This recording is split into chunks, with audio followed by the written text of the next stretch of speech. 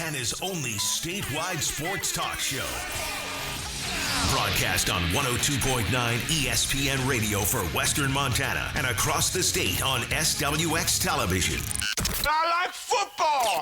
Now, the 2017 Radio Sports Broadcaster of the Year on the show with back-to-back Montana Broadcaster Association awards for sports coverage and award-winning sports journalism. Here is Ryan Tutel and Colter Nuanez.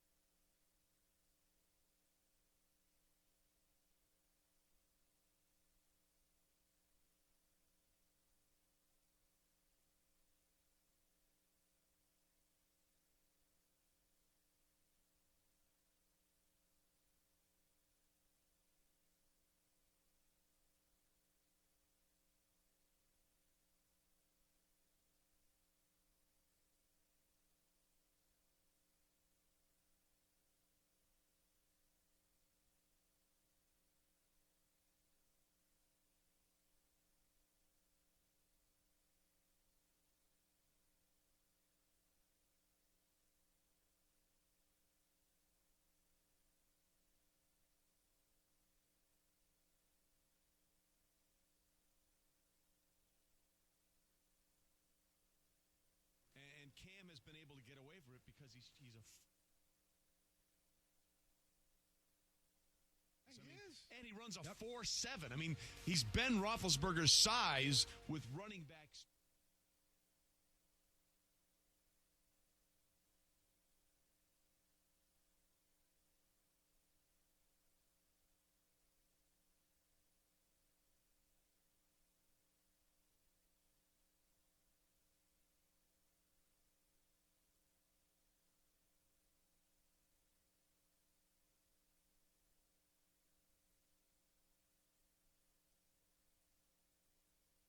Being told to rein them in. Golic and Wingo, weekday mornings at 6 Eastern on ESPN Radio and ESPN2. An ESPN Radio Extra Point with Mike Golic and Trey Wingo. I fought this battle for 20 years since I've been doing radio here, Trey, as far as some guy hit a home run, you don't like a split second, you looked at it too long, so you hit him the next time. Right. Instead of worrying about the fact that you threw him a pitch where he hit a home run, you want to plug him instead. Okay, so let me get this straight. You throw at a guy's head, and you don't think that that's going to cause a retaliation by the other pitchers? Yeah. So you're not protecting your players. You're just exposing them to the exact same thing that you tried to do. It's just retaliation. It's stupid, stupid. I get it. I get saying it's stupid. I agree. But when you're in the moment and you're on the field and something happens to your teammate, you want to do something back. Fine. Plunk him in the...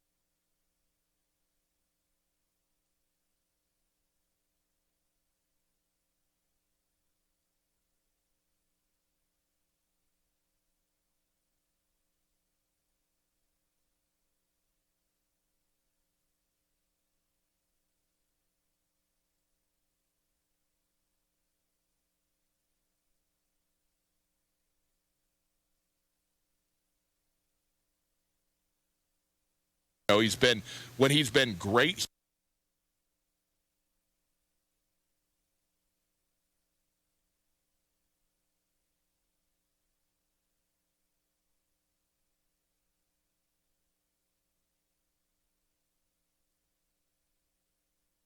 Going to say the very least when it came to that brawl last night. But also he ends up going to Cleveland. But Trevor Bauer, the pitcher for the Indians, I don't know if you saw this like 3 days ago. I did. And as he's being yanked out of the game, takes the baseball and throws it over the center field wall, which, by the way, nice throw. I mean, unbelievable throw. I thought when I first saw the highlight, I didn't have the commentary on. I thought he was throwing it at the center fielder. Yeah, I thought he was trying to get him to pay attention. Well, did you see the guy duck who was 10 feet away from him, thought he was going to throw it right at him, and it's like his own teammate diving out of the way. If you've ever read anything, Sports Illustrated had a great profile on Trevor Bauer last year. Trevor Bauer is a very, very unique, interesting, volatile character. I mean, he has some issues, certainly. He's such an amazing pitcher because of some of his manic tendencies. But this article is just all about the inside of Trevor Bauer's mind, and he says all sorts of off-the-wall stuff. He is a take-no-prisoners type of guy in the locker room. I guess he's kind of a love or hate teammate. There's a lot of guys that love him, a lot of guys that don't. But he's definitely a guy that's risen to become sort of an unlikely star. Honestly, I mean, Trevor Bauer was the number 5, maybe even call him 5.5 starter on that Cleveland Indians team that went to the World Series that lost to the Chicago Cubs. And he's turned himself into a number 1.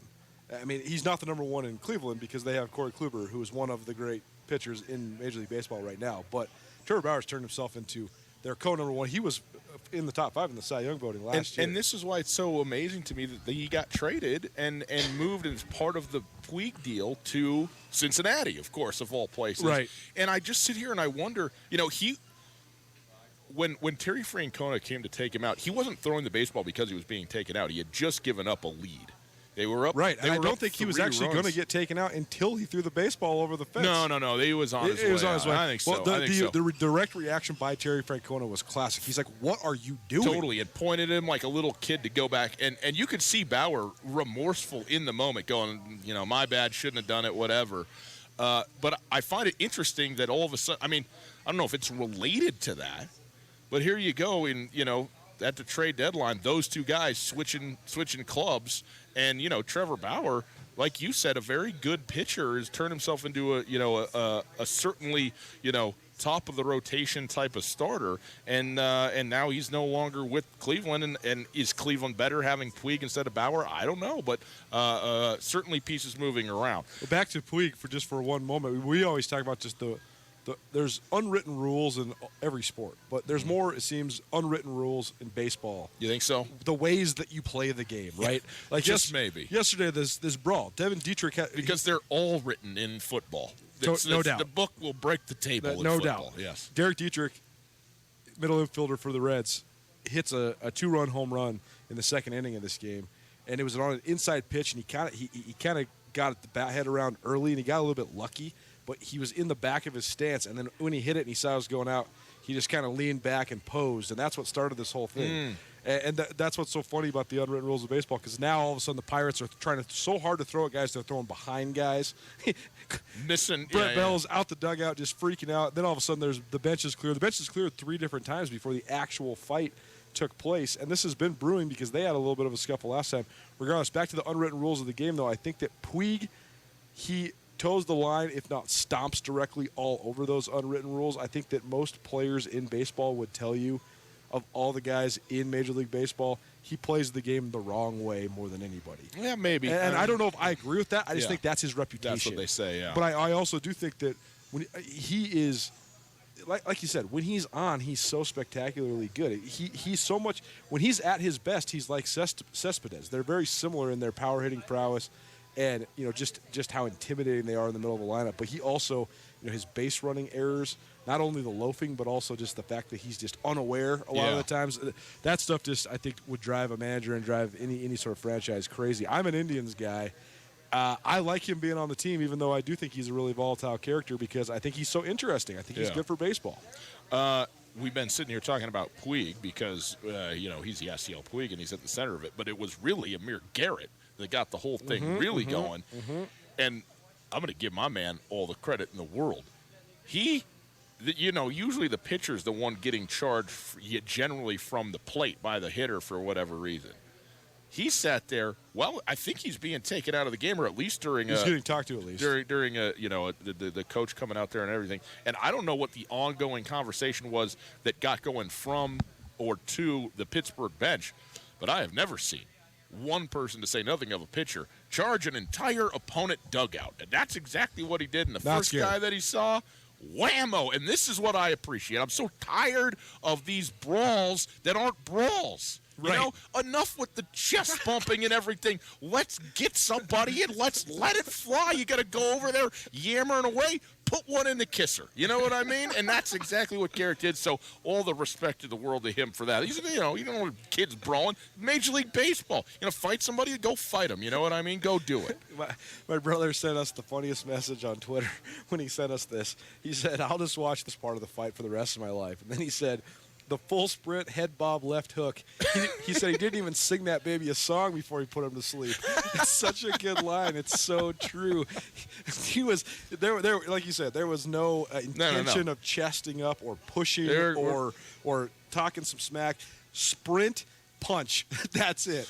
It is Tutel Nuanez, 102.9 ESPN Radio, broadcasting live from the Desperado Sports Tavern. Come on by, say hi, get yourself a free Widmer Hefeweizen. There's been a few, actually a pretty good number out there right now, but there's still a couple free ones out here. So if you're driving around South Russell area, come on in, say hi to us, put your name in the hat, win yourself a pair of tickets to go to the Grizzly Duck football game September 14th. And, hey, get a free beer. Free, man. How about that? We got more free stuff on this show than the history of Tutel Nuanez. No kidding, think, right? I mean, you got 4:30. We're going to get somebody hooked up with some wings. Yeah. 4:45. We're going to get somebody hooked up with some tickets to the Grizz Oregon football game in September.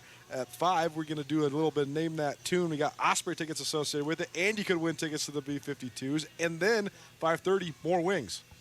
That's every segment. It's a pretty dang great day. And I wish I was listening. And free You're never listening to this show. Well, I just really would like to win all of these things. I would love to come to the Desperado right now, have wings and beers. There's a bunch of people that moved all over the place at the last moment. I will trust you to go find, your MLB.com or whoever it is that you trust on Twitter to go track that down. The one thing I'll say is now I wrote this before the Greinke deal became public. My question about the MLB trade deadline, which is now come and gone today, and a lot of guys did end up moving. But why is the MLB trade deadline, even with a flurry of activity, relatively uninteresting? And I guess the surfaced and obvious answer to that question is not that many people are as into baseball, and so it's just less impactful. But I think I think it goes even deeper than that. And it's this: I don't think that when guys move, like if you tell me, okay, Yasiel Puig goes to the Cleveland Indians, I'm like, well, that's interesting. I'll be interested to see what happens there, how he plays, and so forth. I have no idea if the Indians are better with Yasiel Puig or not. Right. And that's not a commentary on Puig's ability. It's a commentary on my knowledge of sort of how, all the stuff about war and everything like that. Okay, that's fine. But they traded their second-best pitcher to get Puig. So I'm not sure what I think about the deal either. But, I mean, we can talk about it and break it down. You know what I mean? We can sit here and do this. But unless, and I wrote this down, I was like, unless Madison Bumgarner, which was in the conversation, goes to Houston. Right. Then I'm like, okay, now we've moved the needle, and the Houston Astros all of a sudden jump straight to the front of the line. Well, he didn't go there. Instead, Zach Greinke did. And that is significant, and I think people can pretty much understand why when you talk about Garrett Cole, Justin Verlander, and now Zach Greinke, and, the three aces in one rotation with, Altuve and everybody else in Houston who's already won a World Series, they're doing it. But I think in general, when you talk about basketball, you can understand – hey, Rajon Rondo, he's the, 12th best point guard in basketball. Maybe. I don't know. I'm just making it up. But if you put him with LeBron James in L.A., you can understand what that might do, what that might look like. His ability as a pass-first point guard with, Anthony Davis and LeBron James, you go, okay, I kind of get this. In football, you can understand, okay, all of a sudden you send Amari Cooper to Dallas, finally they can throw the ball to somebody, open up Ezekiel Elliott a little bit in the run. You can see that sort of stuff happening. In baseball, it's a team sport, but it's an individual team sport, and so that's why figures like WAR become so important, because it's like, how much better are you than the guy behind you, and what does that represent in terms of, runs for your team and wins for your team and so forth and so on. But it's not like, all of a sudden, Altuve goes from Houston somewhere and now the double play is going to be turned easier. Like, you don't think in those terms, right? You just think about one guy, how good a baseball player is he, what does he add to this group? And I think that it is harder to assess, and I think it's harder to assess in baseball anyway, who's actually good. That's why it's played in series. You don't expect in any given night one team to win. I mean, you could take the worst team in baseball and the best team in baseball, and you would say, okay, yeah, probably the best team in baseball will win. But if you play 5 games, you say probably the worst team's going to win 2. Totally. 1 or 2 of those games. So no doubt. It is a weird game in that respect. And when it comes time for trade deadline time, which it is today, you sit there and you go, okay, interesting. New jerseys to sell. But I don't know anything much beyond that. I'm not going to say here other than Greinke going to Houston and talk about the landscape of the MLB and how much it's shifted because of what's happened in the last 3 hours. Yeah, no doubt. I think that there's a couple factors here. I think that, first of all, I think that the analytics element of the game has really helped a lot of the non-marquee franchises really solidify their minor league systems. I also think the fact that baseball's become so regionalized and almost everyone has a regional TV deal, now all of a sudden you have a little bit more resources to work with, so there really is no true downtrodden franchises. And the gap, even though the gap between the Red Sox and the Yankees and the Dodgers financially is enormous, a lot of times it's a little bit inconsequential. We've seen teams with very low payrolls, like the Royals, like the Astros. When the Astros were coming up, they built that internally more than anything else. But we saw those teams build it with a fourth of the payrolls that the big market teams have. But then I think the other factor is we've seen such a huge economic impact on all of professional sports with just the rising money. The revenue is so huge. Everybody's making money because of the TV deals. Everybody's making money because of the ticket prices. The supply and the demand, the fever pitch is crazy. And because of all that now, the other pro sports are all salary cap sports.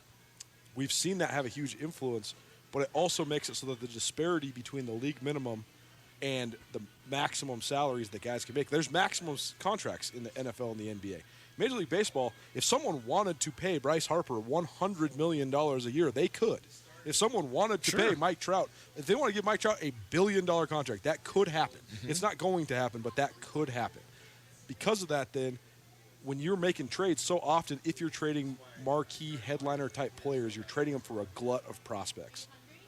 The prospects are so much more valuable in Major League Baseball than anywhere else, because if a prospect makes it to the show before his rookie contract is over, before he's eligible for arbitration, before he can get into that next tax bracket, so to speak. I mean, we've only seen, I think, 3 guys in Major League Baseball history that have gotten into that upper tier where they can get the $100 million plus contracts. That's Ryan Howard, Bryce Harper, and Mike Trout before they were 26. To break the mold and be able to get out of the minor league system, be able to garner arbitration, and be able to get to the point where you can sign a max contract before you're 26, it's been so rare. Mm-hmm. So therefore, guys that are good enough to play in the show before they reach the point where they can sign a true free agent contract, they are the most valuable commodity in pro sports, because the league minimum in Major League Baseball is $555,000.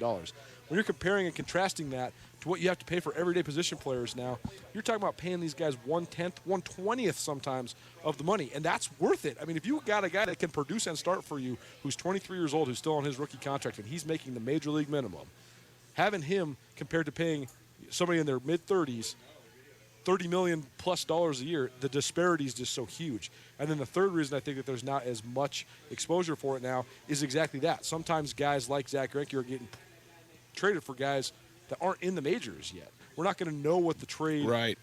I remember when the Indians traded. There aren't prospects in basketball and football the way there are in baseball. I remember when the Indians traded Bartolo Colon when Bartolo Colon was in his prime. This was 100 years ago, and he'd only been halfway through his 200-year Major League Baseball career. I cannot. Do you believe that he's still pitching? I do. He does drugs. Performance. PEDs. Sorry, I should have been clear. Yeah. He's got the body for it, for sure. Yes, he does. Very svelte and fit, lifts a lot of weights. No, but I remember when they traded. But this is when the Montreal Expos still existed. Right. They It's traded crazy. Bartolo Colon, and this was when I was a teenager, and I was furious. I was like, why are they trading their best pitcher? And they got a bunch of prospects, and I was like, what are these guys going to become? Well, they turned out to be Grady Sizemore, who's an awesome player. Oh, yeah. Cliff Lee, who's a Cy Young Award winner. They got a third guy who became a starter. And I remember thinking retrospectively 5 years later, man, the Indians stole that trade. What a haul. I mean, Yeah. they got an all-star center fielder and a Cy Young Award winner for, above average but not elite starting pitcher. But sometimes it just takes so long for those things to come to fruition. And I think that's another reason why when you see these blockbuster deals, so often the guys that are the face of the trade, the guys that are getting traded for, no one's going to know anything about those guys for a couple years. But if you can stack some of the stuff on top of each other, you can get these prospects in your system and you can build it where you can have a relatively low payroll that's flush with young, ready players. That's how you become the Kansas City Royals. That's how you become the Houston Astros. That's how you win the World Series when your best players are Jose Altuve, Carlos Correa, and George Springer, all from your organization, less than 25 years old at the time they won the World Series. That's the new model in baseball because chasing the Yankees, the Red Sox, and the Dodgers, It's a fool's errand. it's stupid because you can't afford it. No one can afford having $250 million payrolls but those teams. Right. And that is the true disparity between big market and small market in baseball that does not exist in the other sports. Totally. No doubt. It is Tutel Nuanez, 102.9 ESPN Radio. All right. It's a Wednesday. One more baseball point we got to make. We caught up with Tucker Sargent the other day, and he's been out on the West Coast for a couple weeks now. Working in Seattle, Portland, doing some stuff with his hockey and lacrosse store, and doing some lacrosse recruiting. But he said he went to a game in downtown Seattle, and this is a state of the Mariners right here. He told me that they were selling the tickets on the street corner, scalping them for $1. Seattle Mariner tickets, $1. $1. You can't do anything in America for $1 anymore. You can't even go buy candy. You can at have the a beer store here for free. Well, you can have a beer at the Desperado now for free for sure. But I mean, think about it. You could go to a full Major League Baseball game for less than like a pack of gum. It's you unbelievable. can't do anything for $1. And that's the state of the Mariners right now, which is really too bad for people in the Northwest. It is. Well, this is the this is the difference between a team that you can produce and then just like a $12 beer. You know what I mean? Got to get people in the stadium just to sell your food and beverages. You know, that's the way the thing goes. Okay, Tutel Nuanez, 102.9 ESPN Radio. Do we want to do a Wing It Wednesday? Does anybody want to do a trivia thing in here, do you think, Coulter? Or should we do a caller first and then an in-person one in the second hour? Yeah, let's do a caller first, and we'll give them a chance to come down here if they do win, and then we'll do an in-person one in the second. So that's what we're going to do. 329-1899. You want to get yourself some wings to the Desperado Sports Tavern, which is where we are right now, enjoying it very much. Thank you very much. Baseball, NFL training camp all around me. I'm in what I think it's called heaven is what it's called, Coulter. 329-1899. You give us a call right now. We got trivia questions for you. My questions revolve around NFL contracts with, Michael Thomas getting paid today. I'll ask you about that and a couple others as well. 329-1899. We'll do a Wing It Wednesday right after this. Hey, Tutel Nuanez here. Can't tell you how many times we've heard the face for radio joke since we came on SWX television, but it's been a fun endeavor so far. And now our esteemed producer, Tommy, is pushing the envelope even further. We got our own YouTube channel. That's right. If you want to watch us every day from your computer, your tablet, your cell phone, you can check out Tutel Nuanez on YouTube. Tutel Nuanez, live every weekday from 4 to 6 in the afternoons on 102.9 ESPN Radio for Missoula, SWX Montana statewide, and now around the planet Earth on YouTube. In Western Montana, we know shopping local matters, and you may think you'd pay more for the quality and customer service that comes with it, but not at Selway Armory. Selway Armory is locally owned with knowledgeable specialists that can answer your questions. In addition to the expertise, though, Selway Armory also has a bigger selection and lower prices than the box stores. When you're in the market for firearms and accessories, save money with the experts at Selway Armory. Selway Armory, 2825 Stockyard Road, Unit E6, and online at selwayarmory.com. Florence Coffee Company wants to thank you, our customers, for voting us the Triple Crown in Missoula this year. You awarded us Best Barista, Best Coffee, and Best Coffee Hut. We work hard to serve superior products with all natural ingredients, provide great customer service, and offer a loyalty program like no other. We are a Montana family-owned and operated company, and we look forward to serving you throughout our native Western Montana. Under the big sky, Florence Coffee Company.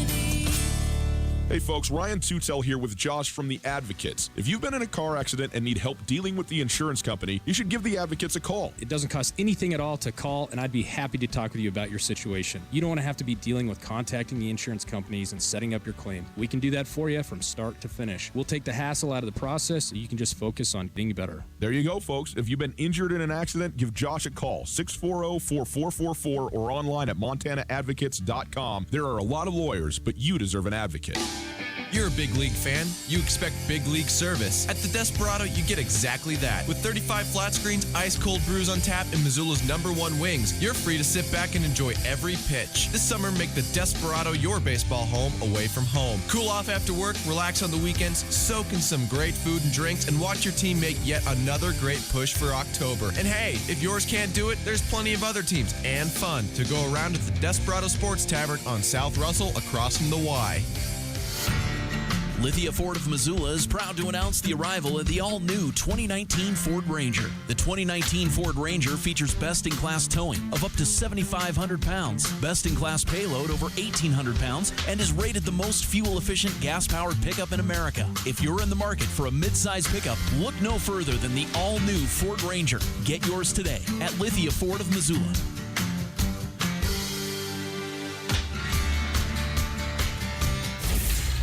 ESPN Missoula Sports Center. Good afternoon, Ryan Tutel, Colton Nuanez, 102.9 ESPN Sports Center.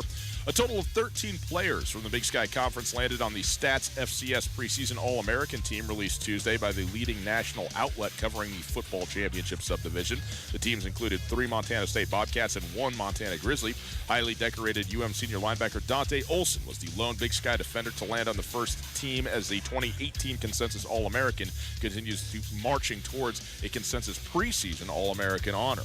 Montana State junior Swiss Army knife Troy Anderson made the Stats first team as an athlete. MSU senior offensive tackle, who was a freshman and sophomore All-American and a second-team All-Big Sky selection as a junior, landed on the third team. Bobcat senior defensive end Bryce Stirk, the league's regular season leader in sacks and tackles for loss in his first season at MSU last fall, joined Brott on that third team. The Bozeman Bucks and the Billings Royals will play for the Montana-Alberta American Legion State AA title in Billings today. The first game of that final is going on right now. We'll get you an update as we get it. The Bucks ousted the top-seeded Missoula Mavericks last night, 13-5, while the Royals held on for a 4-3 win over the Lethbridge Elks to advance to that title game. If the Royals win the game going on right now, there will be a second game beginning at 7 o'clock from Delaware Park in Billings. This ESPN Missoula Sports Center is brought to you by Aspen Sound.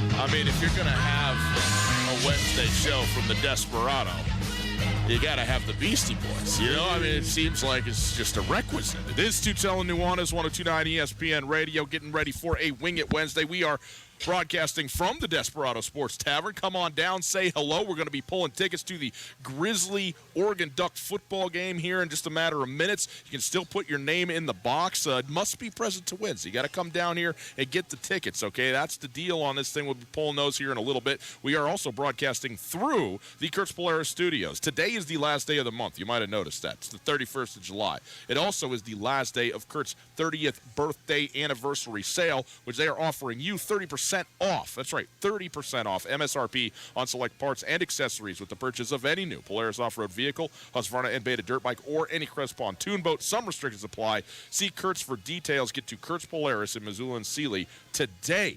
Okay, today you got to do it for the 30th anniversary sale. It is time for a Wing It Wednesday. This is great, man. It all full circle. You're doing a Wing It Wednesday from the home of the Wings in the Desperado Sports Tavern. We go to the phones and we welcome in Chris to the show. Chris, how are you? Doing good, thank you. Great, Chris. Glad to hear it. Now, here's the deal. Have you been down to the Desperado? Have you had the wings in there before? Of course. Okay. So we got 3 questions for you. If you get 2 of them, you got yourself wings. If you get all 3, you got yourself a shirt. And if you come down right now, if you can, we'll give you the wings right here in person and maybe even a free Hefeweizen with it, okay? So that's a pretty good deal here we got going for you today, all right? Sounds great. Boy, some chicken wings would really hit the spot. Tummy likey. Tummy want wingy. All right, Chris, here we go. Some NFL questions for you, all right? NFL contract questions for you. I don't know if are you a big NFL guy? I'm a big NFL guy. I don't normally pay that much attention to the contract, though. Okay, well, we'll try and make this. It's you're not going to have to do too much with the money, maybe a little bit, but we'll be all right. Who's your team? Who do you root for, Chris? I'm a Bears fan. Oh, this is going to go badly. I mean, we got a Viking fan, a Packer fan, and a Bear fan all sitting here trying to have a civil conversation. No chance. No chance. By the way, I'm heading to Wisconsin tomorrow, so I'll be sure not to go across the border and see Soldier Field, okay, Chris? Let's just be clear. Fair enough. Okay. Here we go. Question number 1. Today, the New Orleans Saints made Michael Thomas the highest-paid wide receiver in history. They gave him a 5-year extension. What is the total dollar amount associated with the brand-new contract for Saints wide receiver Michael Thomas today? Boy, I haven't been able to keep up with the news today. 5 years? It's a very round figure, I can tell you that. 100 mil? $100 million is correct. No clue. Chris is just ripping it out. 9 figures, $100 million. Very good, Chris. You're halfway to wings at the Desperado. Excellent work. $61 million guaranteed. By the way, I think that he's still only making like $1.5 million this year, so I think it kicks in, but he's got some signing bonus, right? Like he could still buy dinner, right? Oh, Michael absolutely. Thomas? Okay. Absolutely. But when you have the production that he had a year ago, I mean, it was justifiable for him to hold out because, I mean, he was a statistically the best receiver in the NFL last year. 361 receptions in his first 3 years, blowing Jarvis Landry and everyone else out of the water in terms of volume in their first 3 years of a career. Okay, very good. You're halfway there. Don't forget now, you still got Coulter as a lifeline if you need it, all right, Chris? Fair enough. Okay, question number two. As a matter of per year average, what we're looking for, not necessarily the total, who is the highest paid quarterback in the NFL? Per year average. Oh, this one just came out. I better get Coulter's help with this one. Coulter, what do you think? Aaron Rodgers and Drew Brees both signed those huge deals, but Russell Wilson's deal is also huge, and it's not very long. And so I think per year average, I think Russell Wilson. And the thing about Aaron Rodgers is his contract was unique in the fact that it was completely front-loaded. Aaron Rodgers was scheduled to make, I believe, upwards of $45 million the first 8 months of that contract, and then get locked into $30 million a year still, which is crazy. But I think $60 million in one 12-month I think period. The 12-month deal was over $55 million. Yeah. And so then I think the per year average is brought down after that now. And Wilson's deal was shorter. I think he's going to make about $36 million next year. So I would say Russell Wilson of the Seattle Seahawks. Well, let's go with that then. Chris, what do you think? You want to go with that? You accept the advice? Good choice by you. Russell Wilson is the correct answer. $35 million a year, the annual average that Russell Wilson makes. Number 2, in fact, not Aaron Rodgers, not Drew Brees, Ben Roethlisberger, $34 million for Big Ben, and then Aaron Rodgers a pittance, a throwaway $33.5 million a year. You know who's 4th? Kirk Cousins. So much hatred from you for Kirk Cousins. Carson Wentz. Okay. $32 million. He's worth the money. $32 million for Carson Wentz. Hey, great news, Chris. Wings, buddy. Wings, my friend. Mark it. You got them. Very well done. You can come down and collect them, or you can, if you can't make it today, I understand people have lives. It's okay. You can come to the station and get them. But let's see if we can get you a shirt as well on this third question, all right? 10-4. Okay.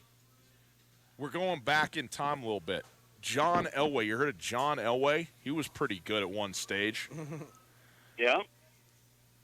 Okay, good. I'm glad you had. I just wanted to ensure that you had. Okay, 16 years he played, 1983 until 1998 when he retired after their second victory.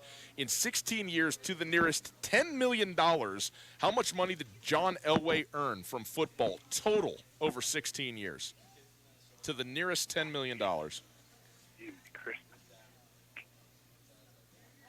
16 years, he probably made probably around 160 mil. To the nearest 10 million, $50 million in 16 years. 45.4, if you want to know exactly, is how much John Elway made in his entire career as a professional quarterback and a Hall of Famer at that. Chris, no shirt for you, but wings, my friend. So congratulations. Give your information to Reese and let him know if you're going to swing down. We'll have your wings for you here on the spot at the Desperado, okay? Sounds cool. Okay, congratulations. That's how you do it right there. Good work by Chris. First year, $1 million signing bonus in 1983 for John Elway, a gargantuan figure of $1 million. He earned that year in salary $600, then $700, then $800, then $900,000 his first 4 years. A $100,000 increase. No signing bonuses there on out. And finished his total salary $25 million over the course of 16 years, and then $20 million in signing bonuses over the course of that time as well, most of which was towards the end of his career. No roster bonus, no workout bonus, no restructure bonus, no option, no incentive, doesn't exist. Does not exist for John Elway back in the day, $45 million bucks. Mark, I mean, look, nobody's crying for John Elway, but I'm just saying it's remarkable if you look at the bell-shaped curve that's shooting up into the stratosphere for the NFL. Well, it's crazy. I mean, for all sports. I mean, 1993, when John Elway signed a $4.1 million contract that also included a $6 million signing bonus, that was a landmark moment in the NFL. He's a $10 million man at that moment, and that was one of the first guys that had reached that mark. And it's startling to think that is just nothing. That's what you're going to pay for anybody. Case Keenum. That's what you're going to pay for Case Keenum. Right. Now, I mean, I think Case Keenum signed a 2-year, $16 million contract with the Denver Broncos last year. So Case Keenum's making almost as much as John Elway, which is crazy. It is crazy. But then you look at the salary figures from Elway's last 2 seasons, just the salary, not the signing bonus, when he was basically just signing 1-year deals. You're getting John Elway the last 2 years of his career, which I know he was not quite the player he was in the 80s and early 90s. But you're getting a guy that led you to back-to-back Super Bowls for $865,000 total dollars over 2 seasons. It's amazing. $300,000 his last season was his salary. Yeah, he made $300,000 was his salary for his last year. It's just 1/100th. It's incomprehensible. Aaron right? Rodgers is making right. They did move him money around. They got him $4.5 million on the signing bonus in '98. But something else right there. Just a little food for thought going back to the mighty John Elway.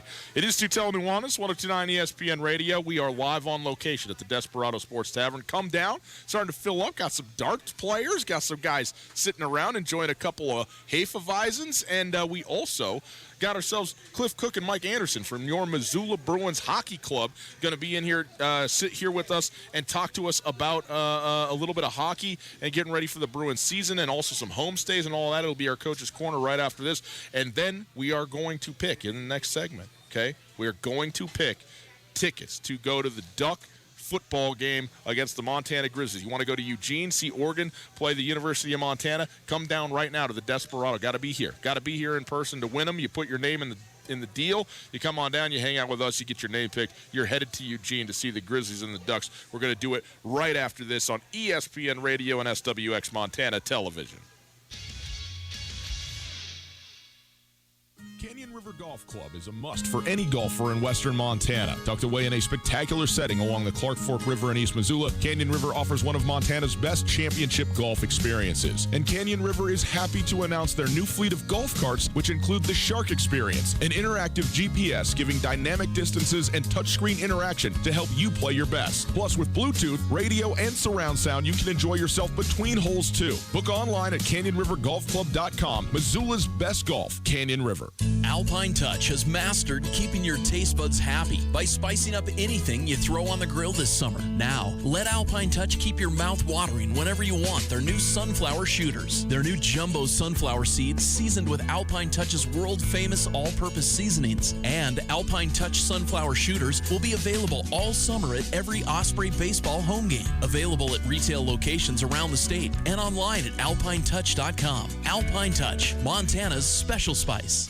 No matter how far you may go, there's always one just down the road. Town Pump, who pump it up. Pump it up. When summer nights are a little long, Town Pump will wake you up. Swing into Town Pump on your way to work and grab a high brew 11-ounce coffee for you and a friend. Buy one, get one free. Stay hydrated in the Montana heat with Arrowhead 1 liters. Buy one, get one free at Town Pump.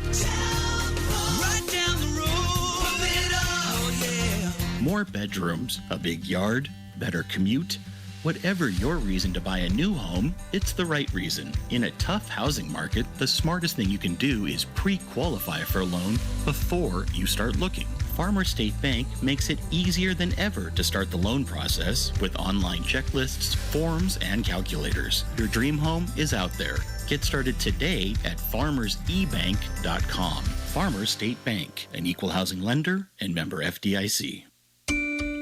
Join in on the grand celebration. The 107th Annual Creamery Picnic is a family fun event in Stevensville, August 2nd and 3rd. Let mom and dad enjoy a cold drink at the Creamery Picnic Brew Fest, a little Calcutta action, and grease pig race Saturday evening, while the kids enjoy the bounce house, kids games, or dunk tank. There's something for everyone at the 107th Annual Creamery Picnic. For more info, visit creamerypicnic.com. Special thanks to sponsors, Storybrooke Medicine. It's back. Missoula's highly anticipated Red Shoe Ball, benefiting Ronald McDonald House Charities of Western Montana on September 27th at the Hilton Garden Inn. With special performances by world-renowned DJ and singer Chris Klaus along with his band, this event will be one of the best on the 2019 calendar. Red shoes, dancing, live music, and so much more. Purchase your tickets or tables today. rmhcwesternmontana.org or by calling 406-541-7646. If it matters to Missoula, it matters to us. Ryan Tutel and Colter Nuanez on 102.9 ESPN Radio.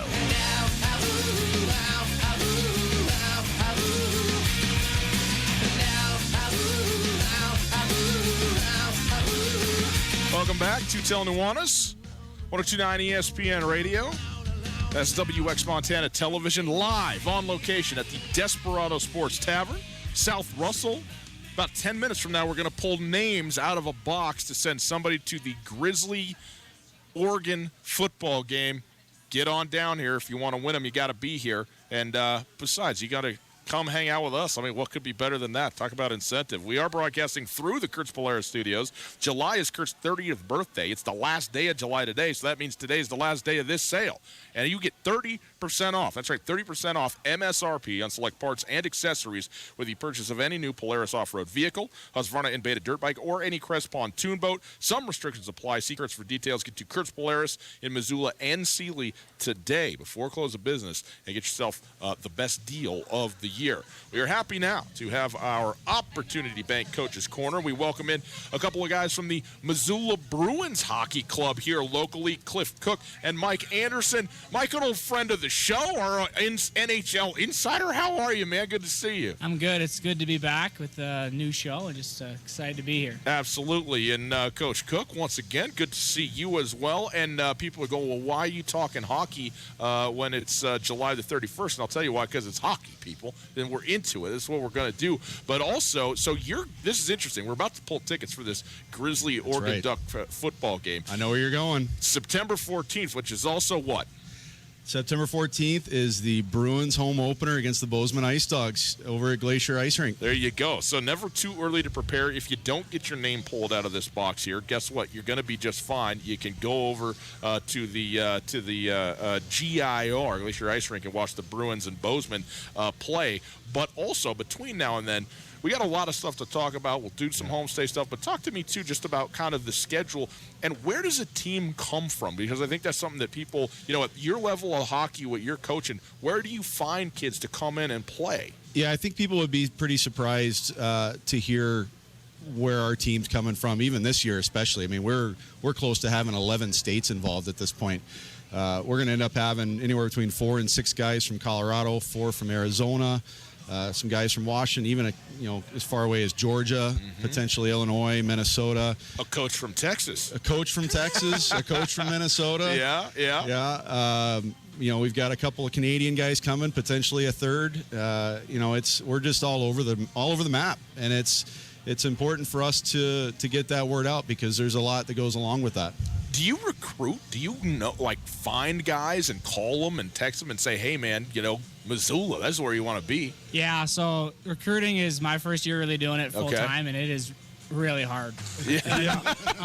Numbers game completely. I actually have a buddy who coaches up in a league above us. And I just texted him like, hey, I'm struggling here. Do you got any tips? Basically said I go by the 10% rule. If I talk to 1,000 kids and 100 get back, and then I get of that 100, we get 15 to our camp, I'm doing a good job. Yeah. Wow. And I'm around 1 to 2% at this point, but you just keep putting feelers out there. A lot of Instagram actually. I'll find a kid's stat line, reach out on Instagram, and hope and start talking to him from there. I've been telling people, so Mike's taken to this recruiting thing, full bore, and he's been excited about it, but he's also understanding why I have no hair left and I got great hair in my beard because the stress level, it's a lot of fun, don't get me wrong, but it's incredibly stressful this time of year for coaches and honestly for families especially, trying to find out where they're going to be this coming season. When, Missoula is certainly a growing hockey town, and especially from a recreational standpoint, it's a huge hockey town. But it's not like there's hockey in the schools, for kids that are coming up, and there's youth hockey playing club and stuff like that. But I also know, you do have a lot of Missoula and or Montana kids that end up there. Is that where you kind of try and start first, is gather in kind of the locals that you think can play at the level that you're playing at? Yeah, in an ideal world for us, we'd have a lot more local players, to be perfectly honest. And local can mean just Montana in general, but really Missoula, because there's talented hockey players here. There's no question. There's a few we have our eye on, we've been talking to especially, but ideally we'd have a lot more local players for a lot of reasons. Number one, we want to promote local hockey. Our goal is to help promote the youth program along with our own program, and by having local players that are talented, that are able to play at our level, that brings a bigger crowd in for us, which is a bonus, of course, but it also just really helps promote the local game, which is what we love to do.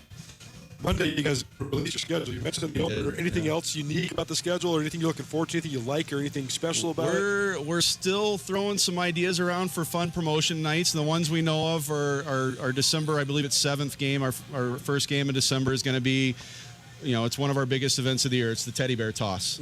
And that's always a lot of fun. All the teddy bears get donated to local shelters and charities and things like that. And then, of course, this year we're going to have another New Year's Eve game, which ended up being a big success last year.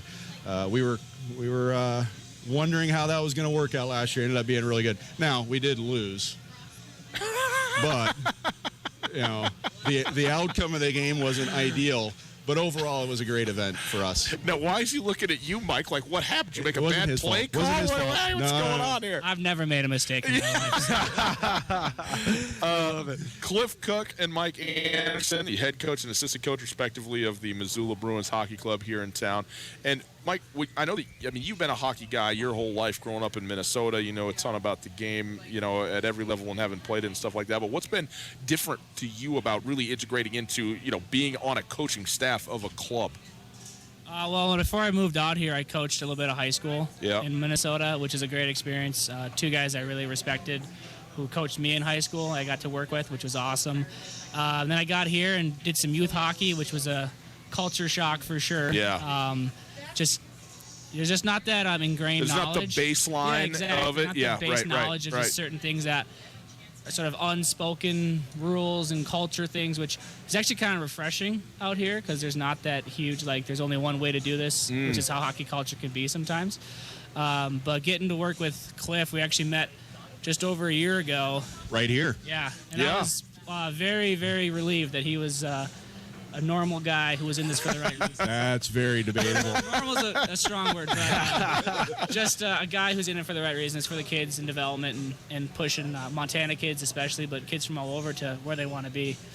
Speaking of the kids, Clint, you guys are still in search of a few families to host the kids, and this is a cool thing. A good opportunity for local families, but also something that's really necessary for you guys. It's one of the billet families are one of the, well, not one of, it's probably the most important thing for any junior hockey team around the country. And admittedly, it's probably the most rewarding part of junior hockey. You know, there's certain things that just come along with junior hockey, just getting away from home and living the lifestyle. But billet families, we can't do that without billet families. I wish I could get my mom on the phone right now. She billeted for years and would tell everybody how exciting it is and how rewarding it is, because you get these kids become a part of your family. And, you know, you get little billet brothers to look up to these guys. They're good kids. And we're looking for some more homes. Our roster this year, the three of us talked about this time last year about the roster, and we were very upfront and forthcoming that it was a struggle. It wasn't going all that well, but this year, man, we're just days away from a full roster. We could probably actually be there already if we really needed to, but because things have gone so well, we've been able to be a little pickier than last year, and we're so close to being done with the recruiting side of things, and now it's just finishing things off with finding homes for all these guys. And we're very close, but we're not there yet. What does billet refer to? I mean, I understand that you're talking about homestay family, but does that refer to something specific? I haven't heard that term. No, it's a hockey term. It might even be a hockey term, but it's been around for years. Okay. They just call it billet families. It's a host family. Sure. And the nice thing with what we do here, and all junior hockey teams do this, but not all sports do this. There is a stipend for the families, a monthly stipend. You get season tickets to all the Bruins games for every member of the household. So there's perks with it. We've got some special billet family events we've got planned for this year as well. So there's perks to it as well. But at the end of the day, it's really the reward of being a part of this. And, like I said, I bring it back up again. My mom will tell you she still hears from her billet kids that she had for years that are from Sweden and Latvia and all over. She'll hear from them once a month just saying, hi, how you doing? It's real. What does the calendar look like in terms of arrival and then season end departure for people if they're thinking about that? So, like, for example, this season, our players are going to report August 18th. Some will be here a little earlier just because some of our returners wanted to get back early because they loved it here. And who wouldn't? You guys know as well as I do. Yeah. Especially this time of year when the weather's great. That's right. Especially when you get outside of the Desperado. Am I right? It's like, Texan, it's like 90-something degrees out. I left Texas to avoid this. I think I brought it with me last year. But we'll go, the regular season ends the end of February, then playoffs start. So at the very latest, the guys are out of here end of March. Mm-hmm. Even if we make it all the way to the championship, we're done end of March. So you're talking about 7 months, something like that, somewhere in there. Yeah. That's fantastic. Yeah. And so if people are interested in this, what do they need to do? How can they find out more? The easiest thing to do, other than finding our social media pages, is to go to MissoulaJRBruins.com. There's up in the menu. There's a billet info link. And they can click on that, and they'll get in touch with myself or our amazing billet coordinator, Colleen Sheely. She's unbelievable.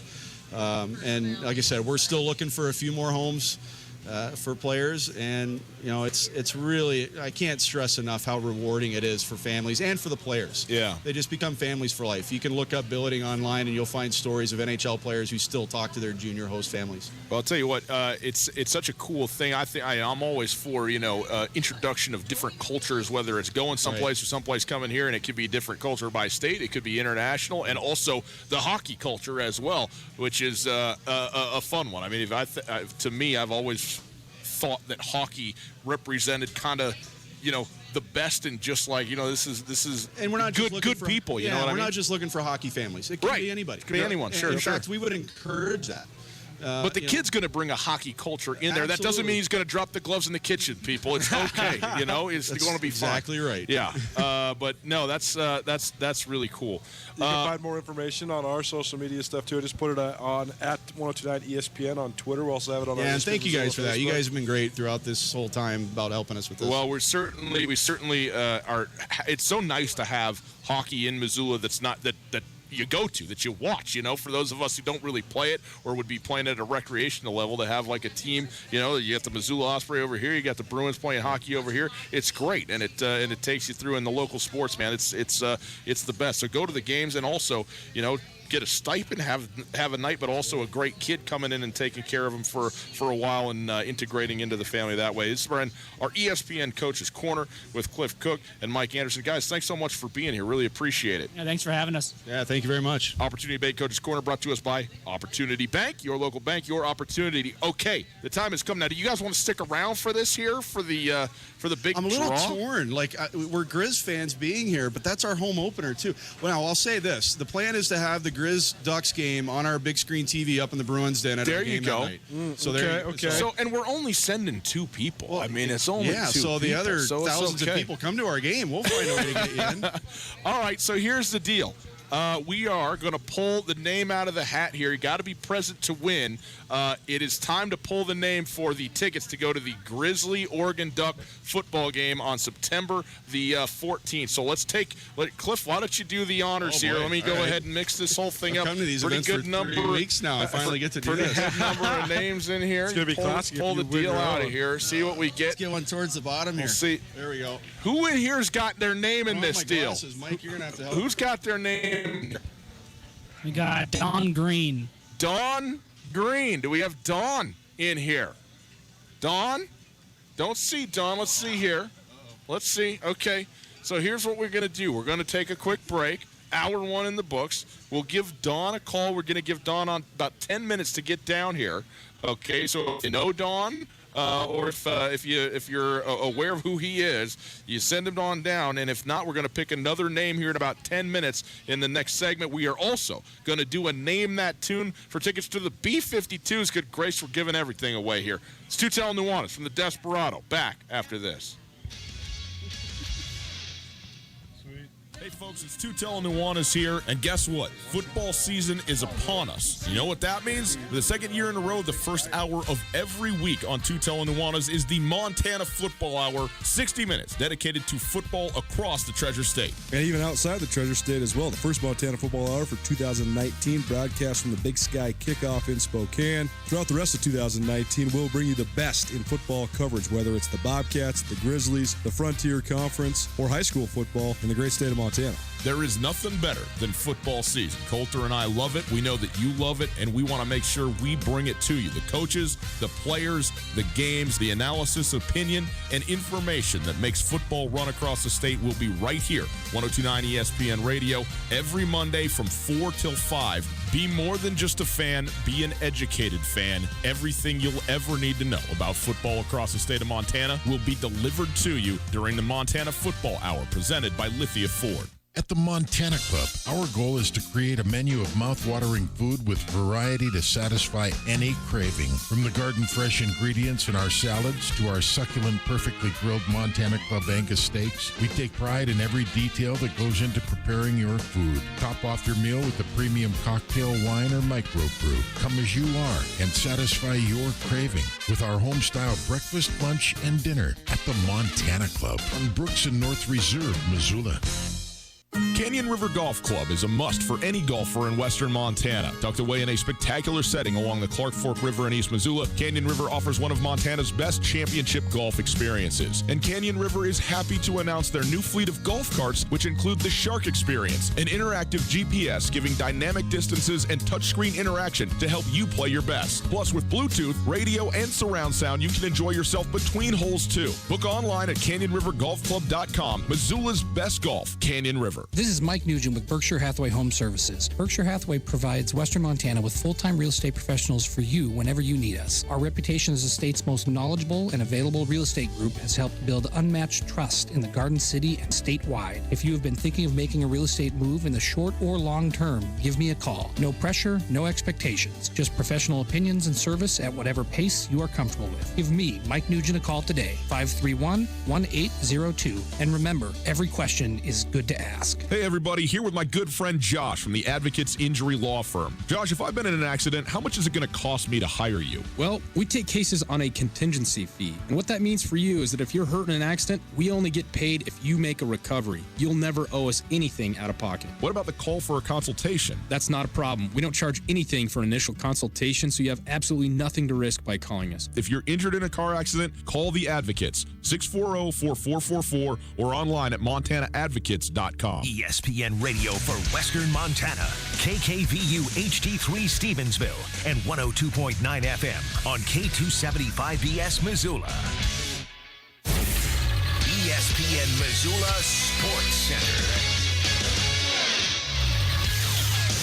Good afternoon, Ryan Tutel, Colter Nuanez, 102.9 ESPN Sports Center. A total of 13 players from the Big Sky Conference landed on the Stats FCS preseason All-American team released on Tuesday. It was released by the leading outlet covering the football championship subdivision. The teams included 3 Montana State Bobcats and 1 Montana Grizzly. Highly decorated senior linebacker Dante Olson was the lone Big Sky defender to land on the first team as a 2018 Consensus All-American who continues marching towards Consensus preseason All-American honors.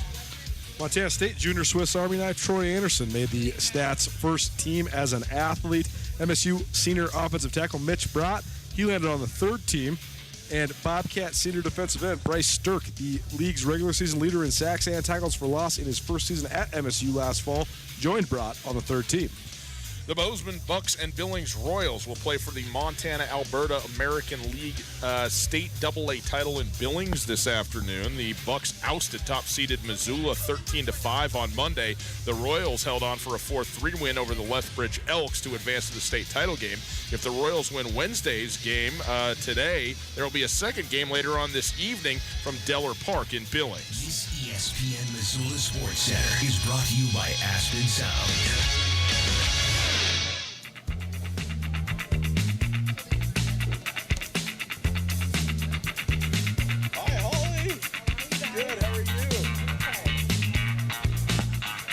Welcome back to Tutel Nuanez, hour number 2, right on time, Colter, today. All we got to do is start the show early every day, and then we can get out on time at the top of the hour. What a beautiful thing. Gotta love it. Who wants to go see the B-52s? Everybody. Kettle House Amphitheater, a week from tomorrow. We're going to register our third contestant for B-52s tickets with a Name That Tune right now, which will come with a 4-pack of tickets to an Osprey game, no matter what, whether you win the tickets or not. So we'll do that here in just a minute. It is hour number 2. We are broadcasting live through the Kurtz Polaris studios. Kurtz Polaris is celebrating their 30th birthday. Today is the last day of that 30th birthday, the last day of July, and they are offering you 30% off. Got to get in right now on your way home from work. Drop by Kurtz Polaris, 30% off MSRP on select parts and accessories with the purchase of any new Polaris off-road vehicle, Husqvarna and Beta dirt bike, or any Crest pontoon boat. Some restrictions apply. See Kurtz for details. Get to Kurtz Polaris in Missoula and Sealy all month for Kurt's 30-year anniversary sale. If you missed anything in the first hour, we got you on the podcast. The podcast is available on the TuneIn Radio app and on iTunes and on Spotify and anywhere you get podcasts. Listen to the Tutel Nuanez podcast brought to us by the Wingate by Wyndham Hotel. Colter, we're here at the Desperado. There's some Whitmers out there floating around. I see the folks are enjoying themselves down here. You can still come down. We just pulled a name out of the hat for the Grizz Ducks tickets. We're waiting on Dawn to see if Dawn's there. Dawn Green, if you're listening, come on down to the Desperado. Did not answer. So if we don't hear from Dawn here in about 5 minutes or so, we're going to pull another name out and see if we get somebody. Got to be present to win. So we'll see if we can get somebody here going that way. But Colter, before we get to all of that, let's see about registering somebody for a Name That Tune. We are sending one of you over to the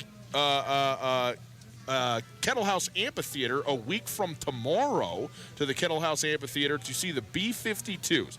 We're registering 4 of you, 1 of you each day, 3 this week, 1 on Monday, and then we will give these away on Tuesday. But no matter what happens, we will give away a 4-pack of tickets to an Osprey game as well if you can name the artist and the song. Now, today's artist and song, a little bit different. I don't know, man. It just shows you what sort of rock you live under. No, this is man. One of the biggest hits in the history of music. This is certainly one of the biggest artists in the history of music. I don't know if it's one of the biggest hits. It's his biggest hit, and he's one of the biggest artists in the history of music, as you just said. Okay, so we already know it's a he. Okay, you've given that away. So here we go. 329-1899. Name that tune. Reese, hit it, my man.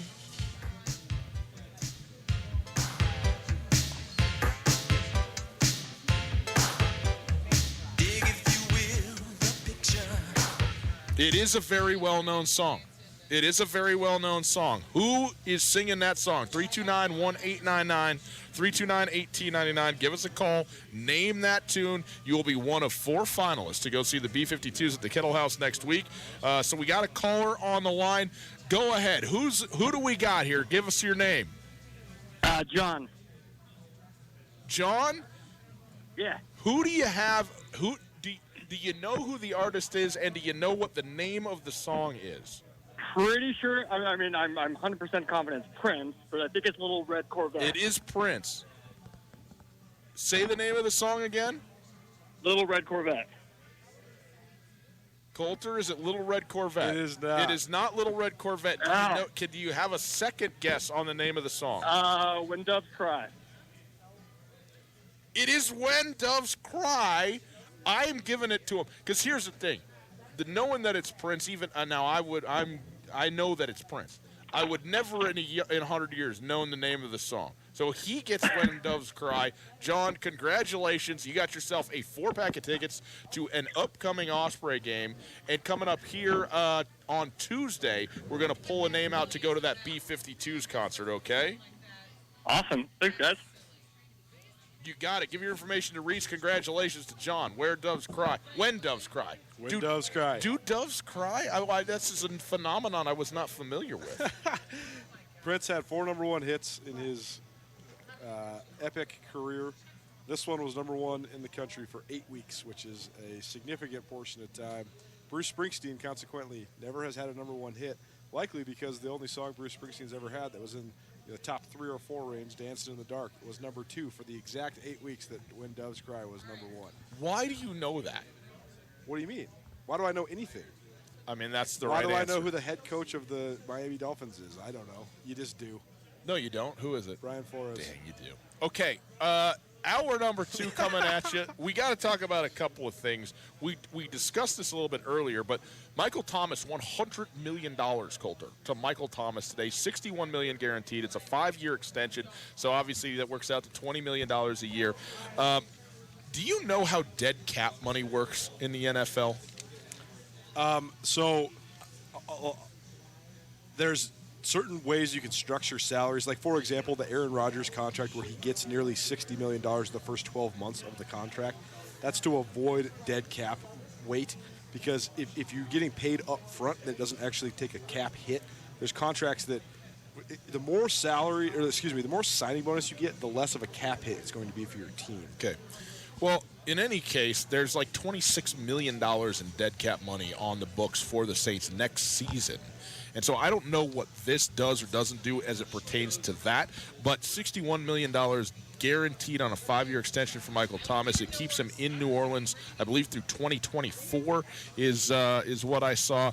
And Michael Thomas is one of the elite wide receivers, and particularly of the next gen. I mean, he's younger than Odell. He's younger than Jarvis Landry. He's younger than, obviously, Julio Jones and Antonio Brown and all of these guys. So he is the best great young wide receiver in the NFL right now.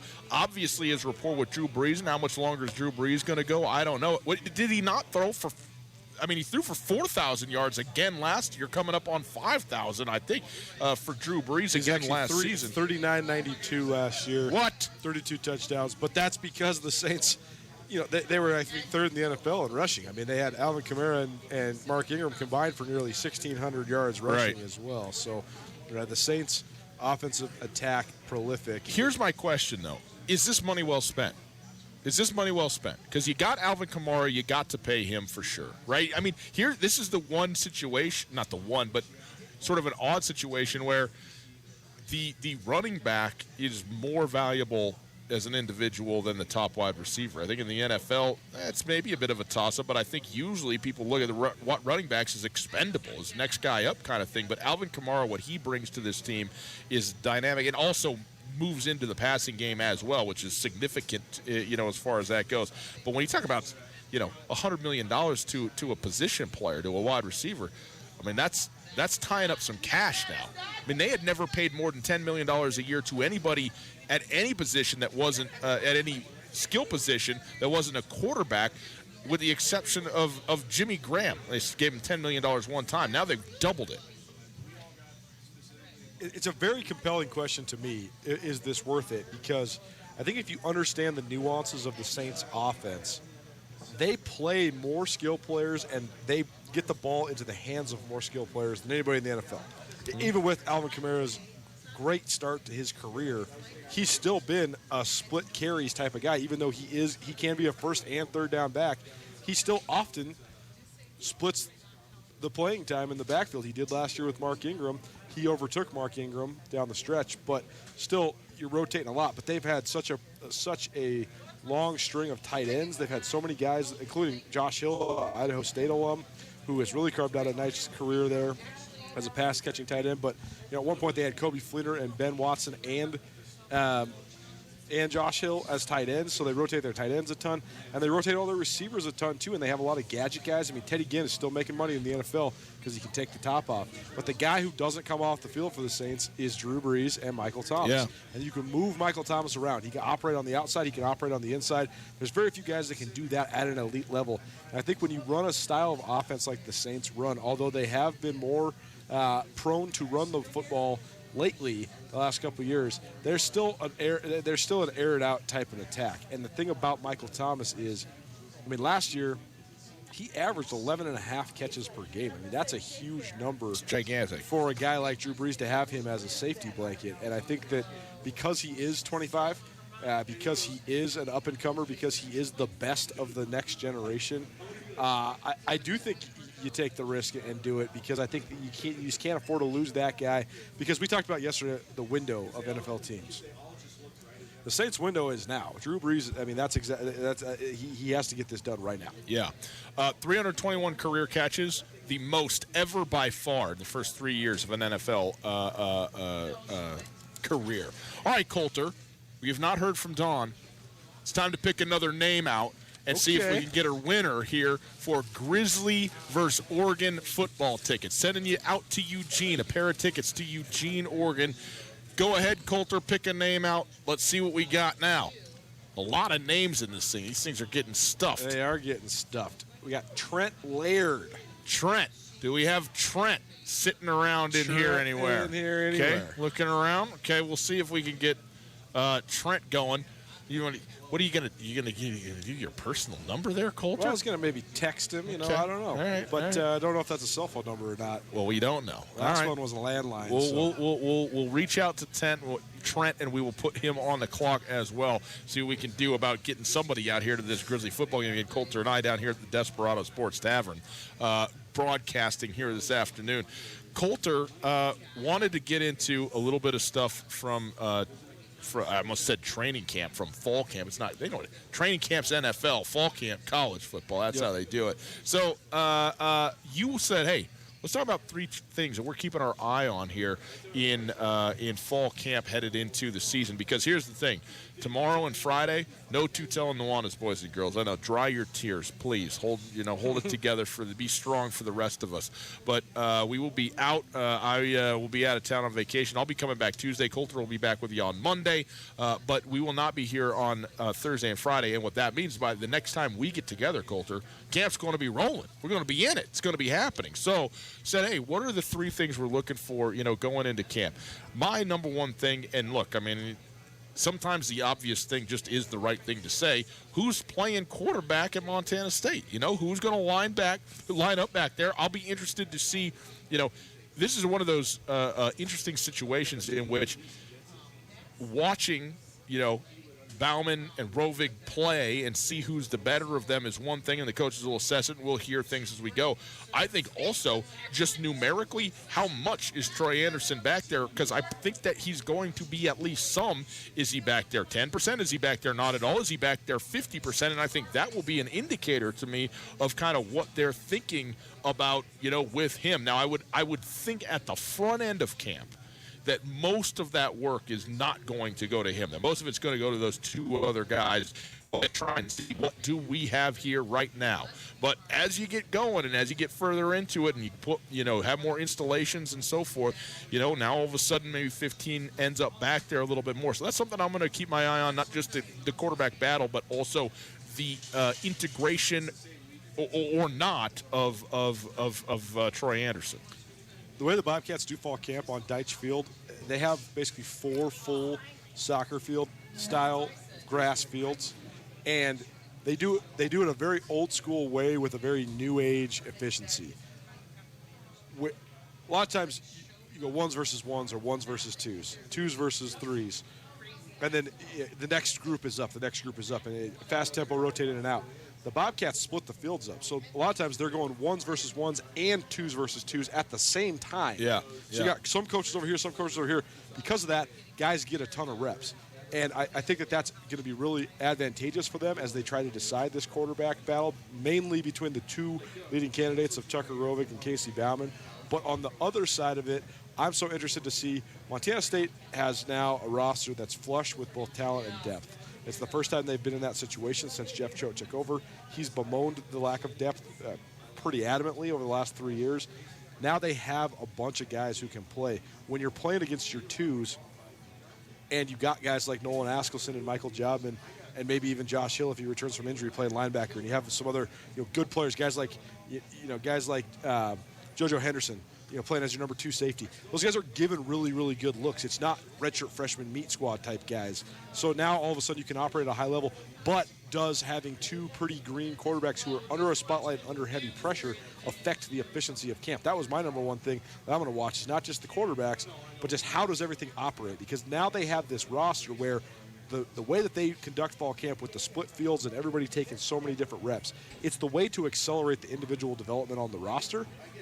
If, though, the quarterbacks aren't in the groove, it could derail just the efficiency that everybody else is making. If the quarterbacks are just having a bad day, what sort of reps are the receivers getting? How does the offensive line look comparatively against a group that should be one of the best D-lines in the Big Sky Conference? When say the quarterback, like Tucker Rovig's had a penchant for holding on to the ball a little bit too long. If he's holding on to the ball a little bit too long, how good does Bryce Dirk look on the days, when he's got an extra couple seconds to get around the edge? So I just want to know how they're going to evaluate all this stuff if and when the quarterbacks hit some speed bumps. My whole number one key for them is just the operation of fall camp through the lens of, like you said, the quarterback battle. Okay, that's one for me. Coulter, what about for you? What's one that you got? I will say this one for the Montana Grizzlies.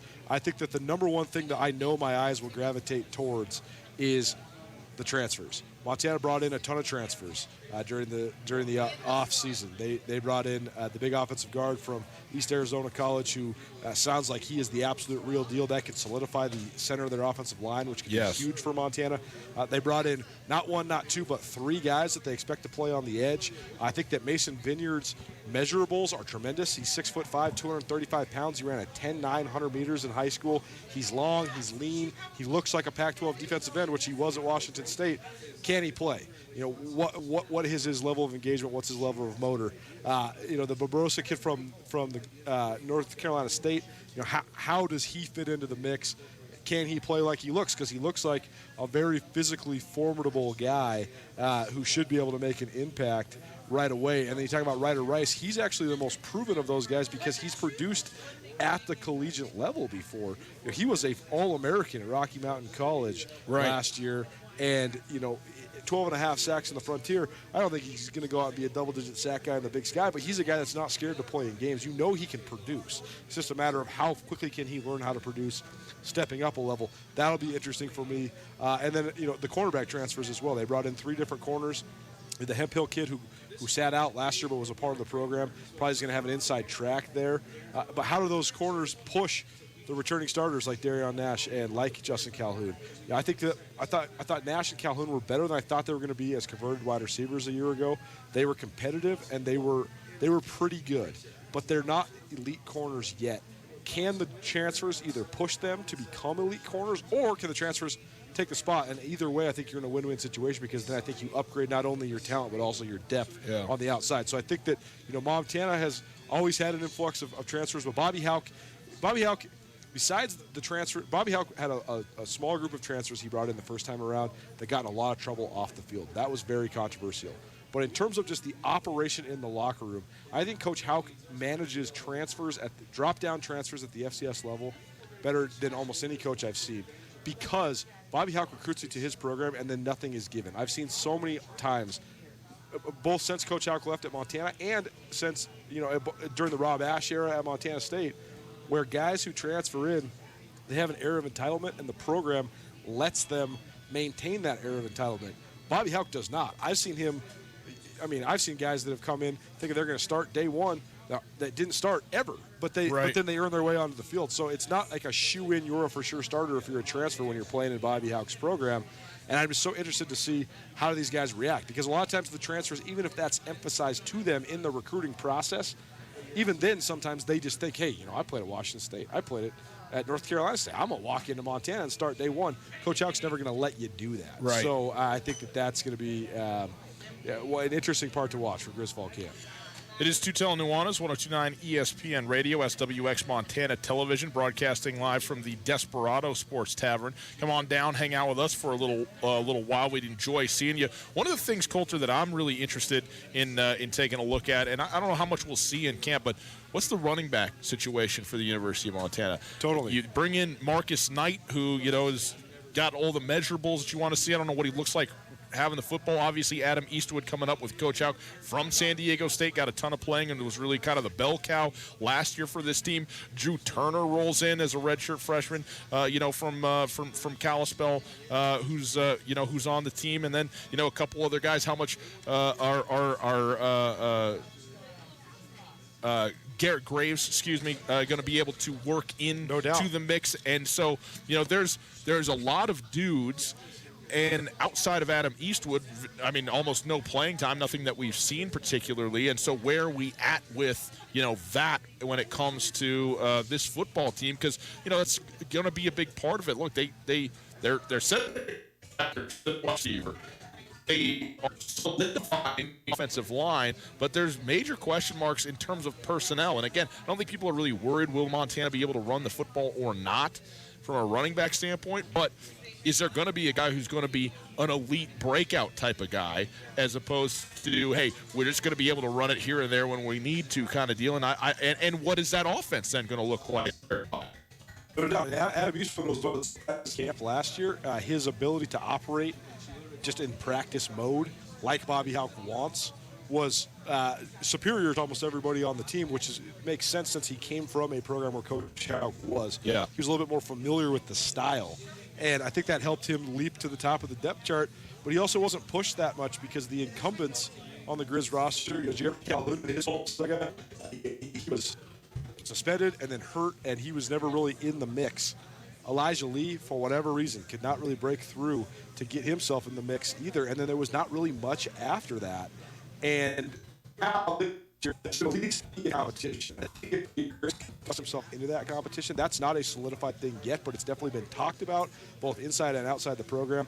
But if he can get himself into the competition, then I think he's such a competitive kid. He's the kid that we've had on the show before. He's an ultimate competitor, multiple state champion wrestler, multiple state champion quarterback up at Lincoln County High School in Eureka. And if he can thrust himself into that competition, I loved what I saw competitive-wise from Drew Turner during football. And I also loved what I saw just from a pure talent standpoint from Marcus Knight. Marcus Knight, I thought, made the biggest strides of almost anybody on the Grizz offense during spring ball. Bobby Hauck talked about it openly. He said, Marcus Knight had 3 fumbles in one practice early in spring ball. Marcus Knight ran all of Washington Grizzly Stadium with Bobby Hauck yelling at him. And by the end of spring ball, he was getting named by name by Bobby Hauck as a guy who was doing the things the right way, who was having patience, seeing the hole, who had improved his skill set all the way around. So I think if he can be as advertised, he'll be pretty darn good. Stu Nuanez, 102.9 ESPN Radio. We'll take a quick break. We'll come back. We'll do another Wing It Wednesday. We're here at the Desperado. Maybe we could do one in person, see if we can find somebody who wants to do a little bit of trivia with us, maybe win some wings right here on the spot. We'll see what we can do. Stu Nuanez will be back right after this. Canyon River Golf Club is a must for any golfer in western Montana. Tucked away in a spectacular setting along the Clark Fork River in East Missoula, Canyon River offers one of Montana's best championship golf experiences. And Canyon River is happy to announce their new fleet of golf carts, which include the Shark Experience, an interactive GPS giving dynamic distances and touchscreen interaction to help you play your best. Plus, with Bluetooth, radio, and surround sound, you can enjoy yourself between holes too. Book online at CanyonRiverGolfClub.com. Missoula's best golf, Canyon River. Les Schwab is proud to introduce two of our best tires ever, just in time for summer. There's our exclusive Reputation, a high-mileage premium passenger tire we believe has the quietest, most comfortable ride ever. Or our exceptionally quiet and smooth all-season traction tire, the Open Range AT. Get up to $150 instant rebate on 4 backcountry MT or AT tires, or $50 on 4 road control passenger tires. Les Schwab Tires. Doing the right thing matters. Cannot be combined with other offers. Limited time. Terms and conditions apply. Details at leschwab.com. On Russell, across from the fairgrounds. No matter how far you may go, there's always one just down the road. Town Pump. Ooh, pump it up. Pump it up. Tacos are good any night of the week, and Town Pump will help you pair them with the perfect cold drink. Get Modelo 12-pack cans for $11.99. Kick back and enjoy the cool night air with Liberty Creek 1.5-liter wine, just $7.99 at Town Pump. Right down the road. Pump it up. Oh, yeah. This is Mike Nugent with Berkshire Hathaway Home Services. Berkshire Hathaway provides Western Montana with full-time real estate professionals for you whenever you need us. Our reputation as the state's most knowledgeable and available real estate group has helped build unmatched trust in the Garden City and statewide. If you have been thinking of making a real estate move in the short or long term, give me a call. No pressure, no expectations. Just professional opinions and service at whatever pace you are comfortable with. Give me, Mike Nugent, a call today, 531-1802. And remember, every question is good to ask. Hey everybody, Ryan Tutel, and I'm here with Josh of the Advocates Injury Law Firm. Josh, there's a lot of lawyers in this area. What makes you different? At the Advocates, we primarily focus on injury cases. That gives us the experience and the knowledge to correctly evaluate your case and work with insurance companies and other attorneys so you get exactly what you deserve to make you whole again. We take really good care of our clients, and we're going to fight for every single dollar you deserve. Call 640-4444 or online at montanaadvocates.com. There are a lot of lawyers. You deserve an advocate. Welcome to today's lottery drawing. And today's winning numbers are not yours, not yours, and another number that's not yours. And the final number is not yours. When it comes to having money, don't rely on luck. Brew your own coffee at home instead of buying that latte. Brown bag it to work instead of ordering it. Go to feedthepig.org for more free ideas on how to save. Feedthepig.org. This message brought to you by the American Institute of Certified Public Accountants and the Ad Council.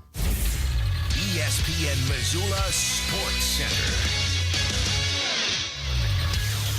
Hey, good evening, Ryan Tutel, Colton Nuanez, 102.9 ESPN Sports Center. A total of 13 players on the Stats FCS preseason All-American team released Tuesday by the leading national outlet covering the football championship subdivision. The teams included 3 Montana State Bobcats and 1 Montana Grizzly.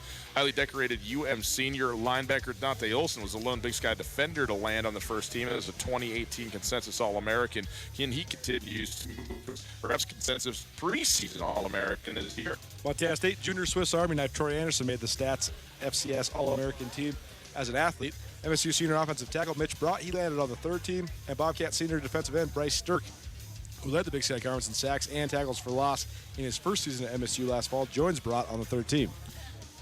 The Bozeman Bucks and the Billings Royals are playing for the Montana-Alberta American League State AA title in Billings today. The Bucks ousted the top-seeded Missoula Mavericks 13-5 on Monday. The Royals held on for a 4-3 win over the Lethbridge Elks to advance to the state title game. If the Royals win a game ongoing as we speak, there will be a second game which will be ultimately the deciding game at 7 o'clock this evening. Right now, top of the 6th inning, Bozeman Bucks lead the Billings Royals 5-1. So Bozeman in control thus far, state title game. Missoula Sports Center is brought to you by Aspen Sound.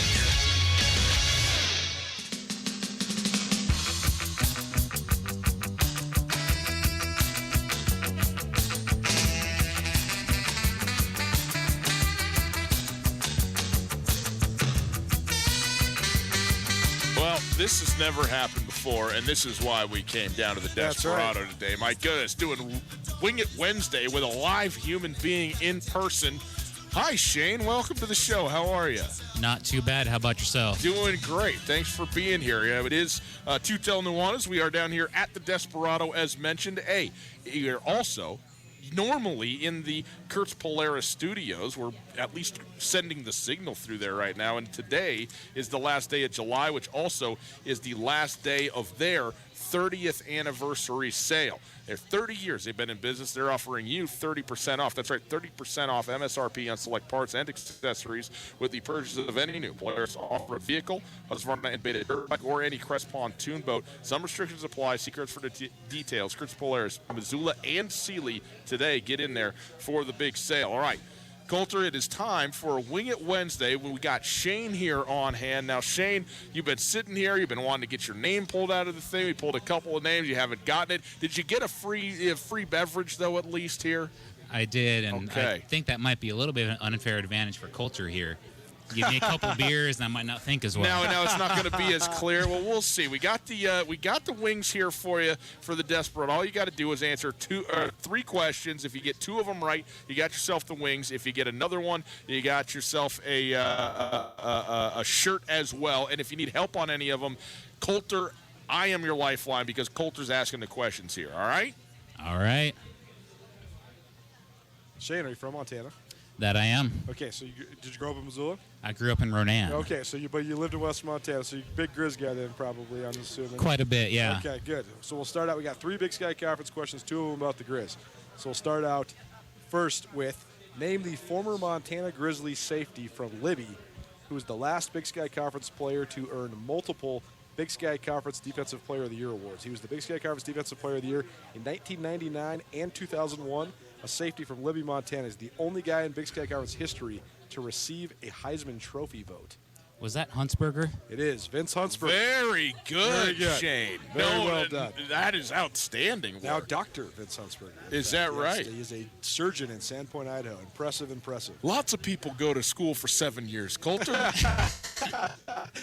All right, number 2, Shane. Name the Billings native who was the starting quarterback on Montana's 2001 national title team. I'm trying to remember his Deep actual in name. thought. Deep in It's thought. Johnny Montana. John Edwards. Very good. Johnny Edwards. Give this man his wings. Right there in hand, the quickest transfer of a Wing It Wednesday in the history of Wing It Wednesday on Tutel Nuanez.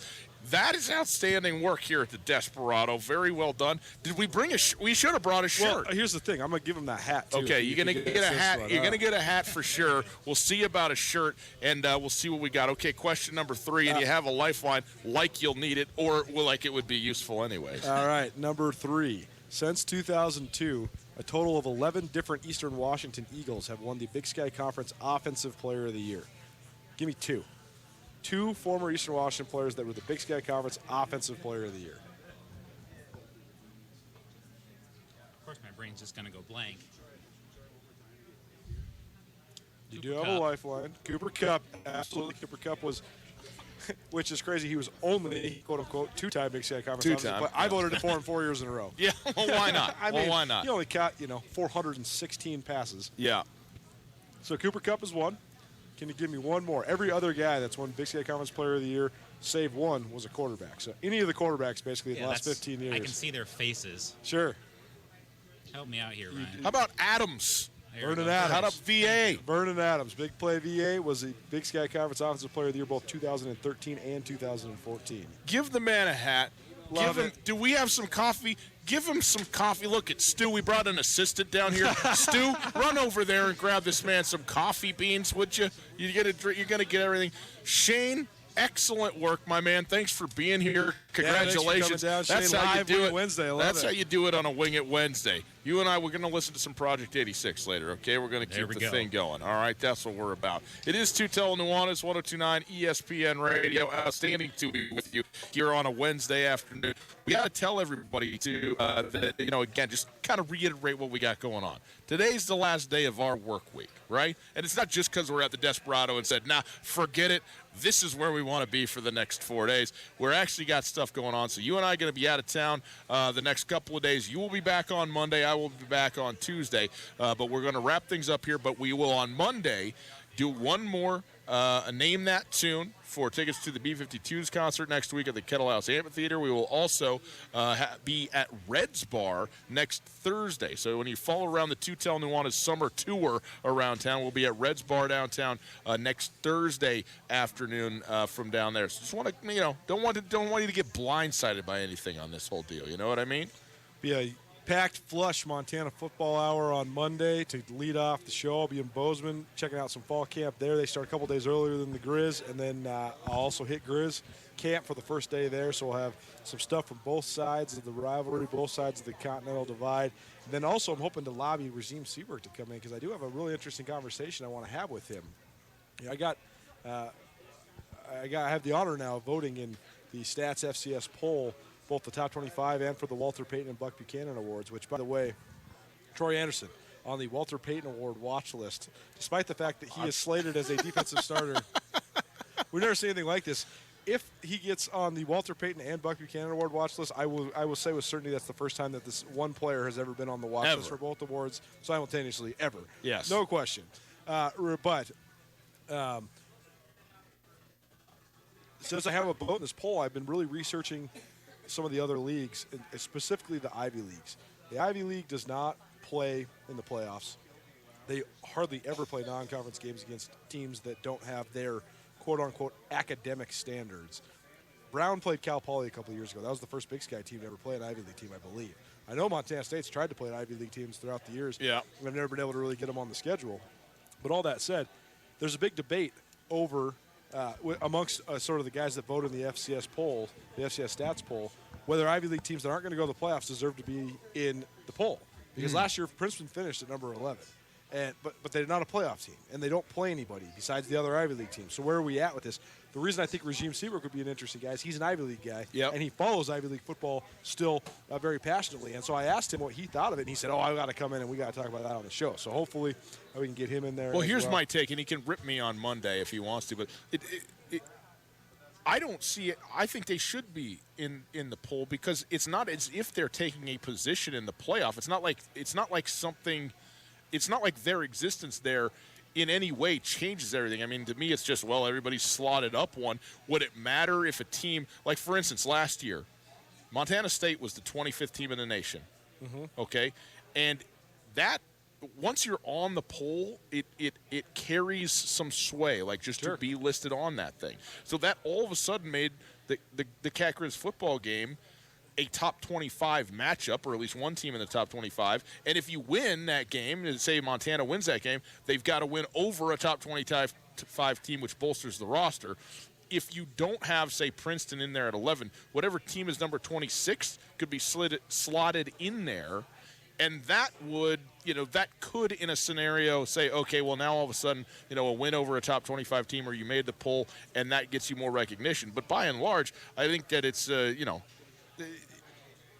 they're playing at this level of football. If they don't play anybody, then they shouldn't be ranked. But that's not an issue with the poll. That's not an issue with the being available to be in the poll. It's an issue with the voting and with the polling itself. So I don't see a lot of problem to me with the Ivy League being involved in the poll. And I think it's nice too because, for crying out loud, maybe you get some name recognition out of it. You know what I mean?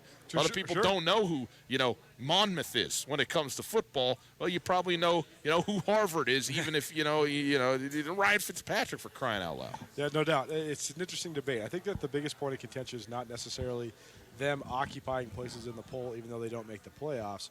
I think it's actually more along the lines of the fact that they have this pretty strict tenet to not play anybody else besides. Right. And so when your non-conference games are against the non-Ivy private schools like Bryant and things like that, it's just not it's not the highest level of competition. Sure, no.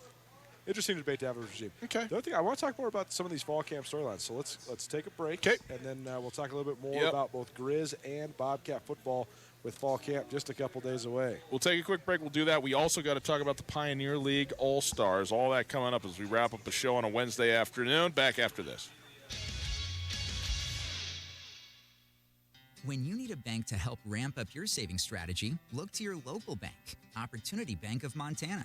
Build confidence in your financial future when you create a rainy day cushion or take care of the nest egg you already have.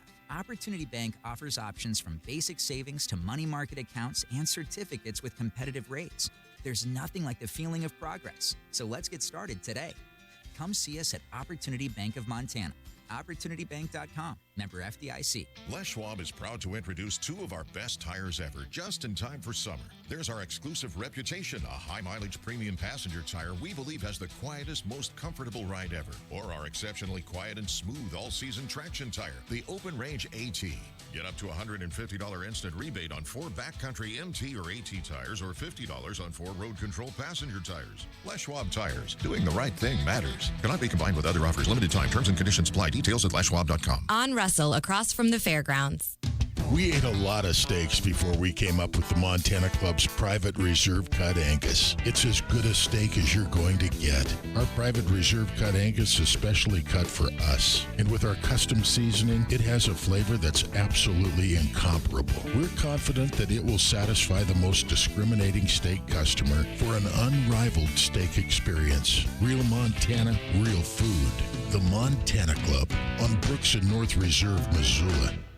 In Western Montana, we know shopping local matters, and you may think you'd pay more for the quality and customer service that comes with it, but not at Selway Armory. Selway Armory is locally owned with knowledgeable specialists that can answer your questions. In addition to the expertise, though, Selway Armory also has a bigger selection and lower prices than the box stores. When you're in the market for firearms and accessories, save money with the experts at Selway Armory. Selway Armory, 2825 Stockyard Road, Unit E6, and online at selwayarmory.com. Take summer by storm with a new Polaris off-road vehicle. During the summer sales event, rebates go as high as $2,000 and financing is as low as 3.99%. Live your life wide open in a high-performance RZR. Tackle anything from mountains to mud holes on our legendary Sportsman ATV. Get more done with a hard-working Ranger, or take on any task or trail in a versatile Polaris General. Whatever you're looking for, now is the time to take your pick from the off-road's best-selling lineup. See Polaris.com or your Polaris dealer for rebates up to $2,000 and financing as low as 3.99% APR for 36 months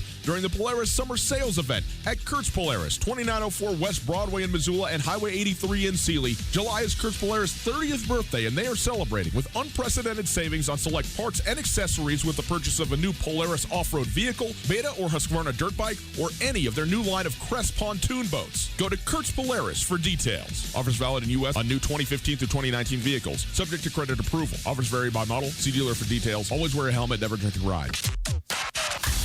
Tutel and Nuanez on 102.9 ESPN Radio for Missoula.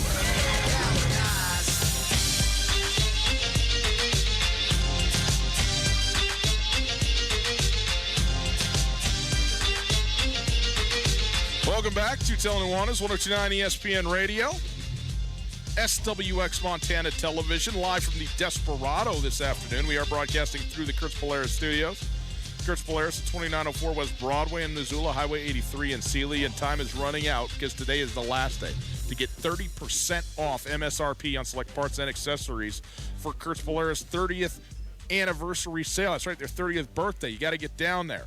30% off with the purchase of any new Polaris off-road vehicle, Beta or Husqvarna dirt bike, or any Crest pontoon boat. Go check them out, Missoula and Sealy. Some restrictions apply. See Kurtz for details. Kurtz 30th anniversary sale. If you missed anything in the show today, you listen on the podcast. The podcast available on the TuneIn Radio app and iTunes and Spotify and all those places where you get all those good podcast downloads. Listen, no matter where you go. Like me, I'm going on a road trip here in about 20 minutes. I need some time. I got to put something on and, keep my mind nimble, keep me thinking about things. Tutel and Nuanez podcast, brought to us by the Wingate by Wyndham Hotel. All guests join us via the Arangage Brothers RV phone line, and if you want to listen out of market or it's just easier for you on a device, you can check it out on the stream. The stream's available thanks to Opportunity Bank, your local bank, your opportunity. Congratulations to Trent Coulter. Trent did get the tickets. He claimed the tickets. He's got them. Oh, I'll turn you up. How about that? Sorry, I got you all. Congratulations muted. to Trent. Yeah, he's all fired up. So he's going to be going to the Grizzly Oregon Duck football game on September the 14th. He's very excited about that based on our interaction. He's pumped up, so that makes me happy as well. If you didn't get tickets this time, the bus keeps on moving. The Reds Bar, a week from tomorrow, Thursday the 8th. They're going to be at Reds Bar. You get on down there. You enjoy yourself some more Woodmer Hefeweizen down there at Reds, and you get yourself in the box. They got a box down there. You put it in there. We'll pull your name out. You will go to Eugene, Oregon for the tickets. Coulter, before we finish up on some fall camp stuff, I just quickly want to acknowledge the Pioneer League All-Star team that was released today, including 5 Missoula Osprey, 3 Billings Mustangs, and 2 Great Falls Voyagers on this thing. A total of 10 All-Stars that are playing baseball in the state of Montana, and 2 starters, both from Missoula. Leover Peguero at shortstop, and then Tristan Carranza in the outfield. So both of those guys, not just all-stars, but starters in the Pioneer League, playing against the Northwest League. That'll be next week from Boise at the Memorial Stadium in Boise, Idaho. But 5 guys making the team from the Missoula Osprey, and then 5 other guys collectively between the Great Falls Voyagers and Billings. So pretty cool time of year. Fun to be able to play in an all-star game and a little rest, even in a shortened season. I was talking to some folks last night. We went to the Montana Downtown Association barbecue, which was the Missoula Downtown Association barbecue, which was a cool event, really fun down at Karis Park. We were sitting with a bunch of folks from the Osprey, so I was asking a couple of the folks that have worked over there for a long time what they thought of Leovel Peguero, because I've seen him live now 3 times, and I think he's spectacular. He flashes every single time. He flashes every time, and I think that he plays the game with the right mindset. I mean, even one of the games we went to, I think he went 0 for 4, but even just the fire he had trying to run out a ground ball to first base, and some of the plays he makes at shortstop. One of the Osprey people was telling me it's actually a point of coaching now where they're trying to get the center fielder to reassume calling for the ball when he's coming in, because Peguero has such crazy range that when a ball is hit anywhere in his vicinity, everybody's kind of like, well, Peguero's got it. But he's just going to go get it. He's going to go chase it down. And they're trying to teach these guys, hey, not everybody is this guy. You're going to have to learn how to come in and charge the ball from center field. But I asked one person, I'll leave their name out of it, but I asked him where he ranks in Osprey history, and he said, I think he's the best shortstop we've ever had. And that's coming from, this is the Diamondbacks have scouted shortstops really well. Even in the last 4 or 5 years, they've had some legit prospects, including Alex Thomas, Blaze Alexander. They've had a bunch of really good guys. Peguero, at only 19 years old, he's a slick dude, man. He looks like a dude who could someday be playing in a show, and that's impressive. So there's about a month and a half left in the Osprey season. If you haven't gone down and checked him out yet, I would suggest do so, because he's definitely worth the price of admission himself. Peguero was acquired as an international free agent in 2017 at the age of 16, which is impressive. He played in the Dominican Summer League and then the Arizona League, and he is leading the team, not just defense. I mean, I don't know if you say he's leading defensively, but he's an elite defender at the shortstop position. But he is leading in batting average, 86 hits in 75 games.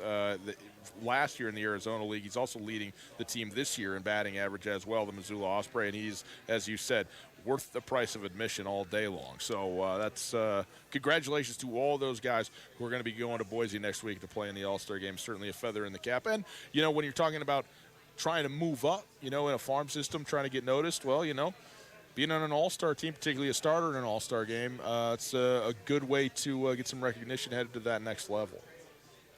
Let's talk a little bit of these fall camp storylines. Let's do it. Go ahead, I got Coulter. a couple more left. We talked about Montana State's quarterback battle, obviously, which is the biggest storyline in the state of Montana coming into fall camp. We talked about the transfers that Bobby Hauck added to the Montana roster in the offseason. I think those are both really good ones. You mentioned the running backs battle in Montana, which I think is going to be good as well. And then I got one more each. I guess I got 2 more for the Grizz, which are just 2 position battles that I'll be watching. I got 1 more for the Cats. So I think that the 2 position battles to me that are really intriguing are, number 1, on the interior defensive line. I think that there's some young guys who maybe the common Grizz Who are we fan, talking about? Montana? Okay. Yep. There's some young guys on Montana's defensive line that maybe the common fan hasn't seen in action yet. Guys like Alex Gubner, guys like Eli Alford, guys like Braden Deming.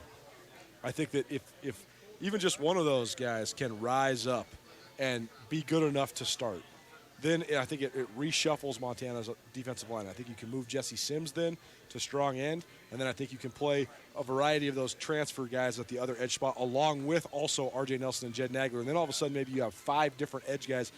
Maybe even throw Cole Grossman in the mix as well. About 5 or 6 edge guys that can can get after the pass, get after the quarterback, and that's been something that's been missing for Montana the last couple of years.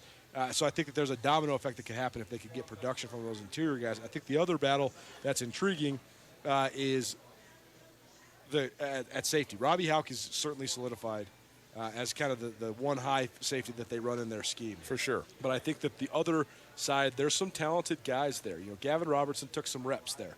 Reed Miller graduates. They tried to solidify that position via transfer, with Reed Miller transferring from Arkansas and Gavin Robertson transferred from Arizona last year. But in the meantime, I think that the young guys that have developed have been really impressive to watch. I thought one of my standouts of spring ball, was Nash Fouch. He was a redshirt freshman. He's from Woodinville, Washington. He looks the part all day. When him and Robbie Houck are lined up next to each other, it is definitely a fascinating pair to look at, because Robbie Houck is 5'8", Nash Fouch is 6'3.5". I mean, you got one guy who looks all day like even a basketball player because of his long limbs. You got Robbie Houck, who's just tiny, but Robbie Houck, you know, he's not backing down to anybody. But I think Nash Fouch, I think Jackson Pepe has made big strides. He's a kid from Kalispell Glacier. And I think Michael McGinnis, man. I think that Michael McGinnis is a really good player. He's from Sidney, Montana. He was a developmental guy when he first came in, but now here he is coming into his third year as a redshirt sophomore, and he's made a lot of progress too. I think he is a guy that could challenge and push there too, so I'm going to be watching that as well. What about Josh Sandry and then the other Gavin Crow? Well, Gavin Crow is back at safety, so he will definitely be in the mix as well. You got to remember too, Montana, basically the scheme that they're running, layman's terms, you'd say it's a 3-3-5. But honestly, they're playing three safeties. You got Robbie Houck, who runs the alley. That's why I call him the one high guy, because he is the guy that's running the alley. He's the run fit guy. If Dante Olson doesn't make the tackle, Robbie Houck is the guy that has the next responsibility to make the tackle. Then you have kind of the free safety guy, who's the roamer, the center fielder, the guy that's going to be backdropping a lot of times, as Robbie Houck is kind of the lever that's coming forward. But then you're playing that third safety, which basically amounts to a rover. So what Josh Sandry played last year was basically a hybrid between a strong safety, a Sam linebacker, and a nickelback. He's lining up over top the slot a bunch of times. A lot of times in the cover three, he has the wide third of the field. And I think that Sandry's going to be the dude at that spot, no doubt. And I think Gavin Crow could provide depth there, but Gavin Crow might actually also throw himself into the mix and push Robbie Houck a little bit, and also push Michael McGinnis and Nash Fouch and Jackson Pepe at the other spot too. So I think that Montana, it's funny because when Bobby Houck took over, he talked about we got to find he knew the quarterback battle was going to be a deal, but he never really made that into any sort of big time position battle. It was more, well, how are we going to be on the offensive line? Do we have corners that can get us through a game? How do we have any depth at linebacker and safety? They went from having no depth at safety and having to add transfers to just get by. I mean, they brought all three of their main safeties last year. Reed Miller, Gavin Robertson, and Robbie Houck were all transfers. Well, now they've cultivated some depth, and I think switching Gavin Crow back to safety is huge. And I think that the fact that those redshirt freshmen that I just named, the progress those guys have made, that's big for Montana too. So I think that's going to be a really interesting position battle to watch. Okay, that's a good one. I got What's one more your from other Montana one? Let's State. hear it. Montana State is a sort of an esoteric one. It's not a tangible position battle. I want to see the vibe of fall camp at Montana State, because every team I've covered that's been a championship team, whether it was the 2007 through 2009 Grizz, or whether it was the 2008 or 2010 Central Washington Wildcats, or if it was Montana State 2010 through 2012 when they won 3 straight Big Sky titles, those teams have distinct vibes during fall camp. It's a business-like attitude. It is a get better every day. It's a standard that exists across the roster. Good reps all the time. It does not matter if you're a 3. There's no loafing. If you're on practice number 17, 3 weeks into this thing, there's no taking breaks. Everybody's got to make everybody better at all times. Championship teams that I've watched conduct fall camp, they do that. Teams that are trying to rebuild or restructure, or young teams. I mean, fall camp was a far cry from what Bobby Houck wanted it to be last year, because everybody's still acclimating to his practice style and to the demands of what he wants. It was very similar to Jeff Choate's first fall camp. Choate came into a program that had almost no full contact during any offseason period. And he said, this is not how we're going to do this. We're going full contact all the time. Well, it was a culture change and an element of toughening of the Bobcat roster, but they also suffered just this rash of injuries because these guys were not used to playing full contact football so often. And so I think that the vibe is going to be so important. And it, like I said in the first segment, if the quarterbacks aren't performing at an efficient level and that's affecting the way that the rest of the team operates, that can get you into a little bit of a muddy mess, because then all of a sudden you got some resentment getting bounced around the position groups in the roster. On the other hand, if everything's operating efficiently and everybody's playing at a high level, now all of a sudden that might be able to push the quarterbacks up as well. So I do think it's going to be distinctly different fall camps at Montana and Montana State, but I think that they both have equal level of intrigue. I want to dovetail, though, on that as well. You know, the old moniker, defense wins championships. And one thing, you know, is that true? I don't know if it's 100% true, but I think it's more often true than not. But one of the things that I find to be unique, and it goes right along with what you just said, Colter, regarding you know, the vibe, so to speak, the mentality of it. Defensive football teams, they come in with a little bit of attitude. Okay, they come in with not just physical play because you have to play defense, but they come in with a level of arrogance and expectation, competitive arrogance that says, you know what we're going to do to you? Whatever we want to do to you on this football field today.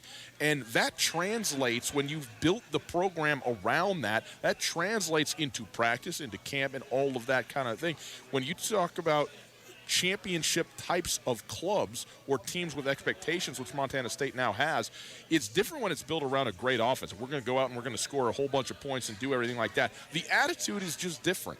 And I think that while Montana State was winning Big Sky championships, conference championships under Rob Ash, I don't know if that sort of vibe was there, which I anticipated to be this season. Will it translate? We'll find out. Additionally, though, it's something to play for the first time in any of the guys who have been there in this program right now with expectation. They've been building and building, and they've gotten to a point where you and I think a lot of people, you know, across the conference, across the country, think that they're going to be good, maybe very good, but they have got to do it now that people think that you know, you have to prove that that's what you're going to do. And the thing is, especially with the schedule, you said, what happens if Montana State takes a step back? What happens if all of a sudden they're not as good, not even just as good as you expect, as good as they were last year? Where are you at then? And that could be really demoralizing. I just think it sets up really well for Montana State this year. Frankly, it just does. But you got to go do that. But I think building it out of the defense is the right way to do it, because the defense is the ones that can go out there and go, let's just go wreck some people. Let's just go stuff it. And then let everything else fall in from there. And I think that, you know, there's a level of execution that you don't have to have defense. Obviously, you do have to execute, but you can just go out there and make a play and be better than the next guy and be successful.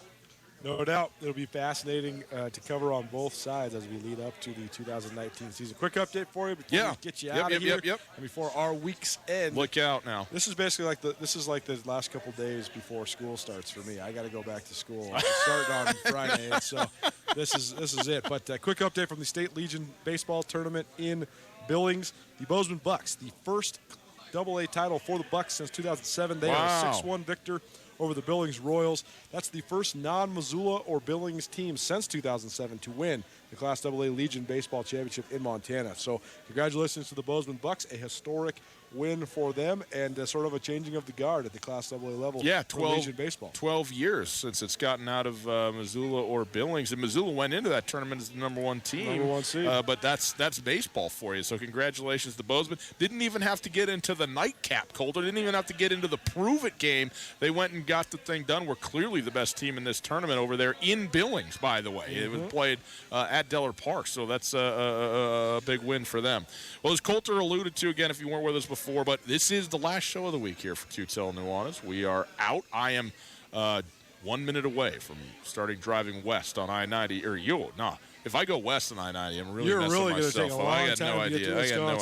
I'm going to the Midwest. That's what gets me all turned around. But it's going to be a fun drive, so we'll be out there doing that. I'll be back with you on Tuesday. Colter will be back with you on Monday. We'll keep going with this crazy mess. So thanks to the Desperado and to Widmer for having us here. Again, next Thursday we will be at Red's Bar, so come on down and see us there. We'll get another name picked out of the hat here for tickets to the Grizzly Oregon Duck football game. Until then, have a wonderful, wonderful rest of your week and weekend. We'll catch up with you again next week. It's Tutel Nuanez, ESPN Radio, SWX Montana Television.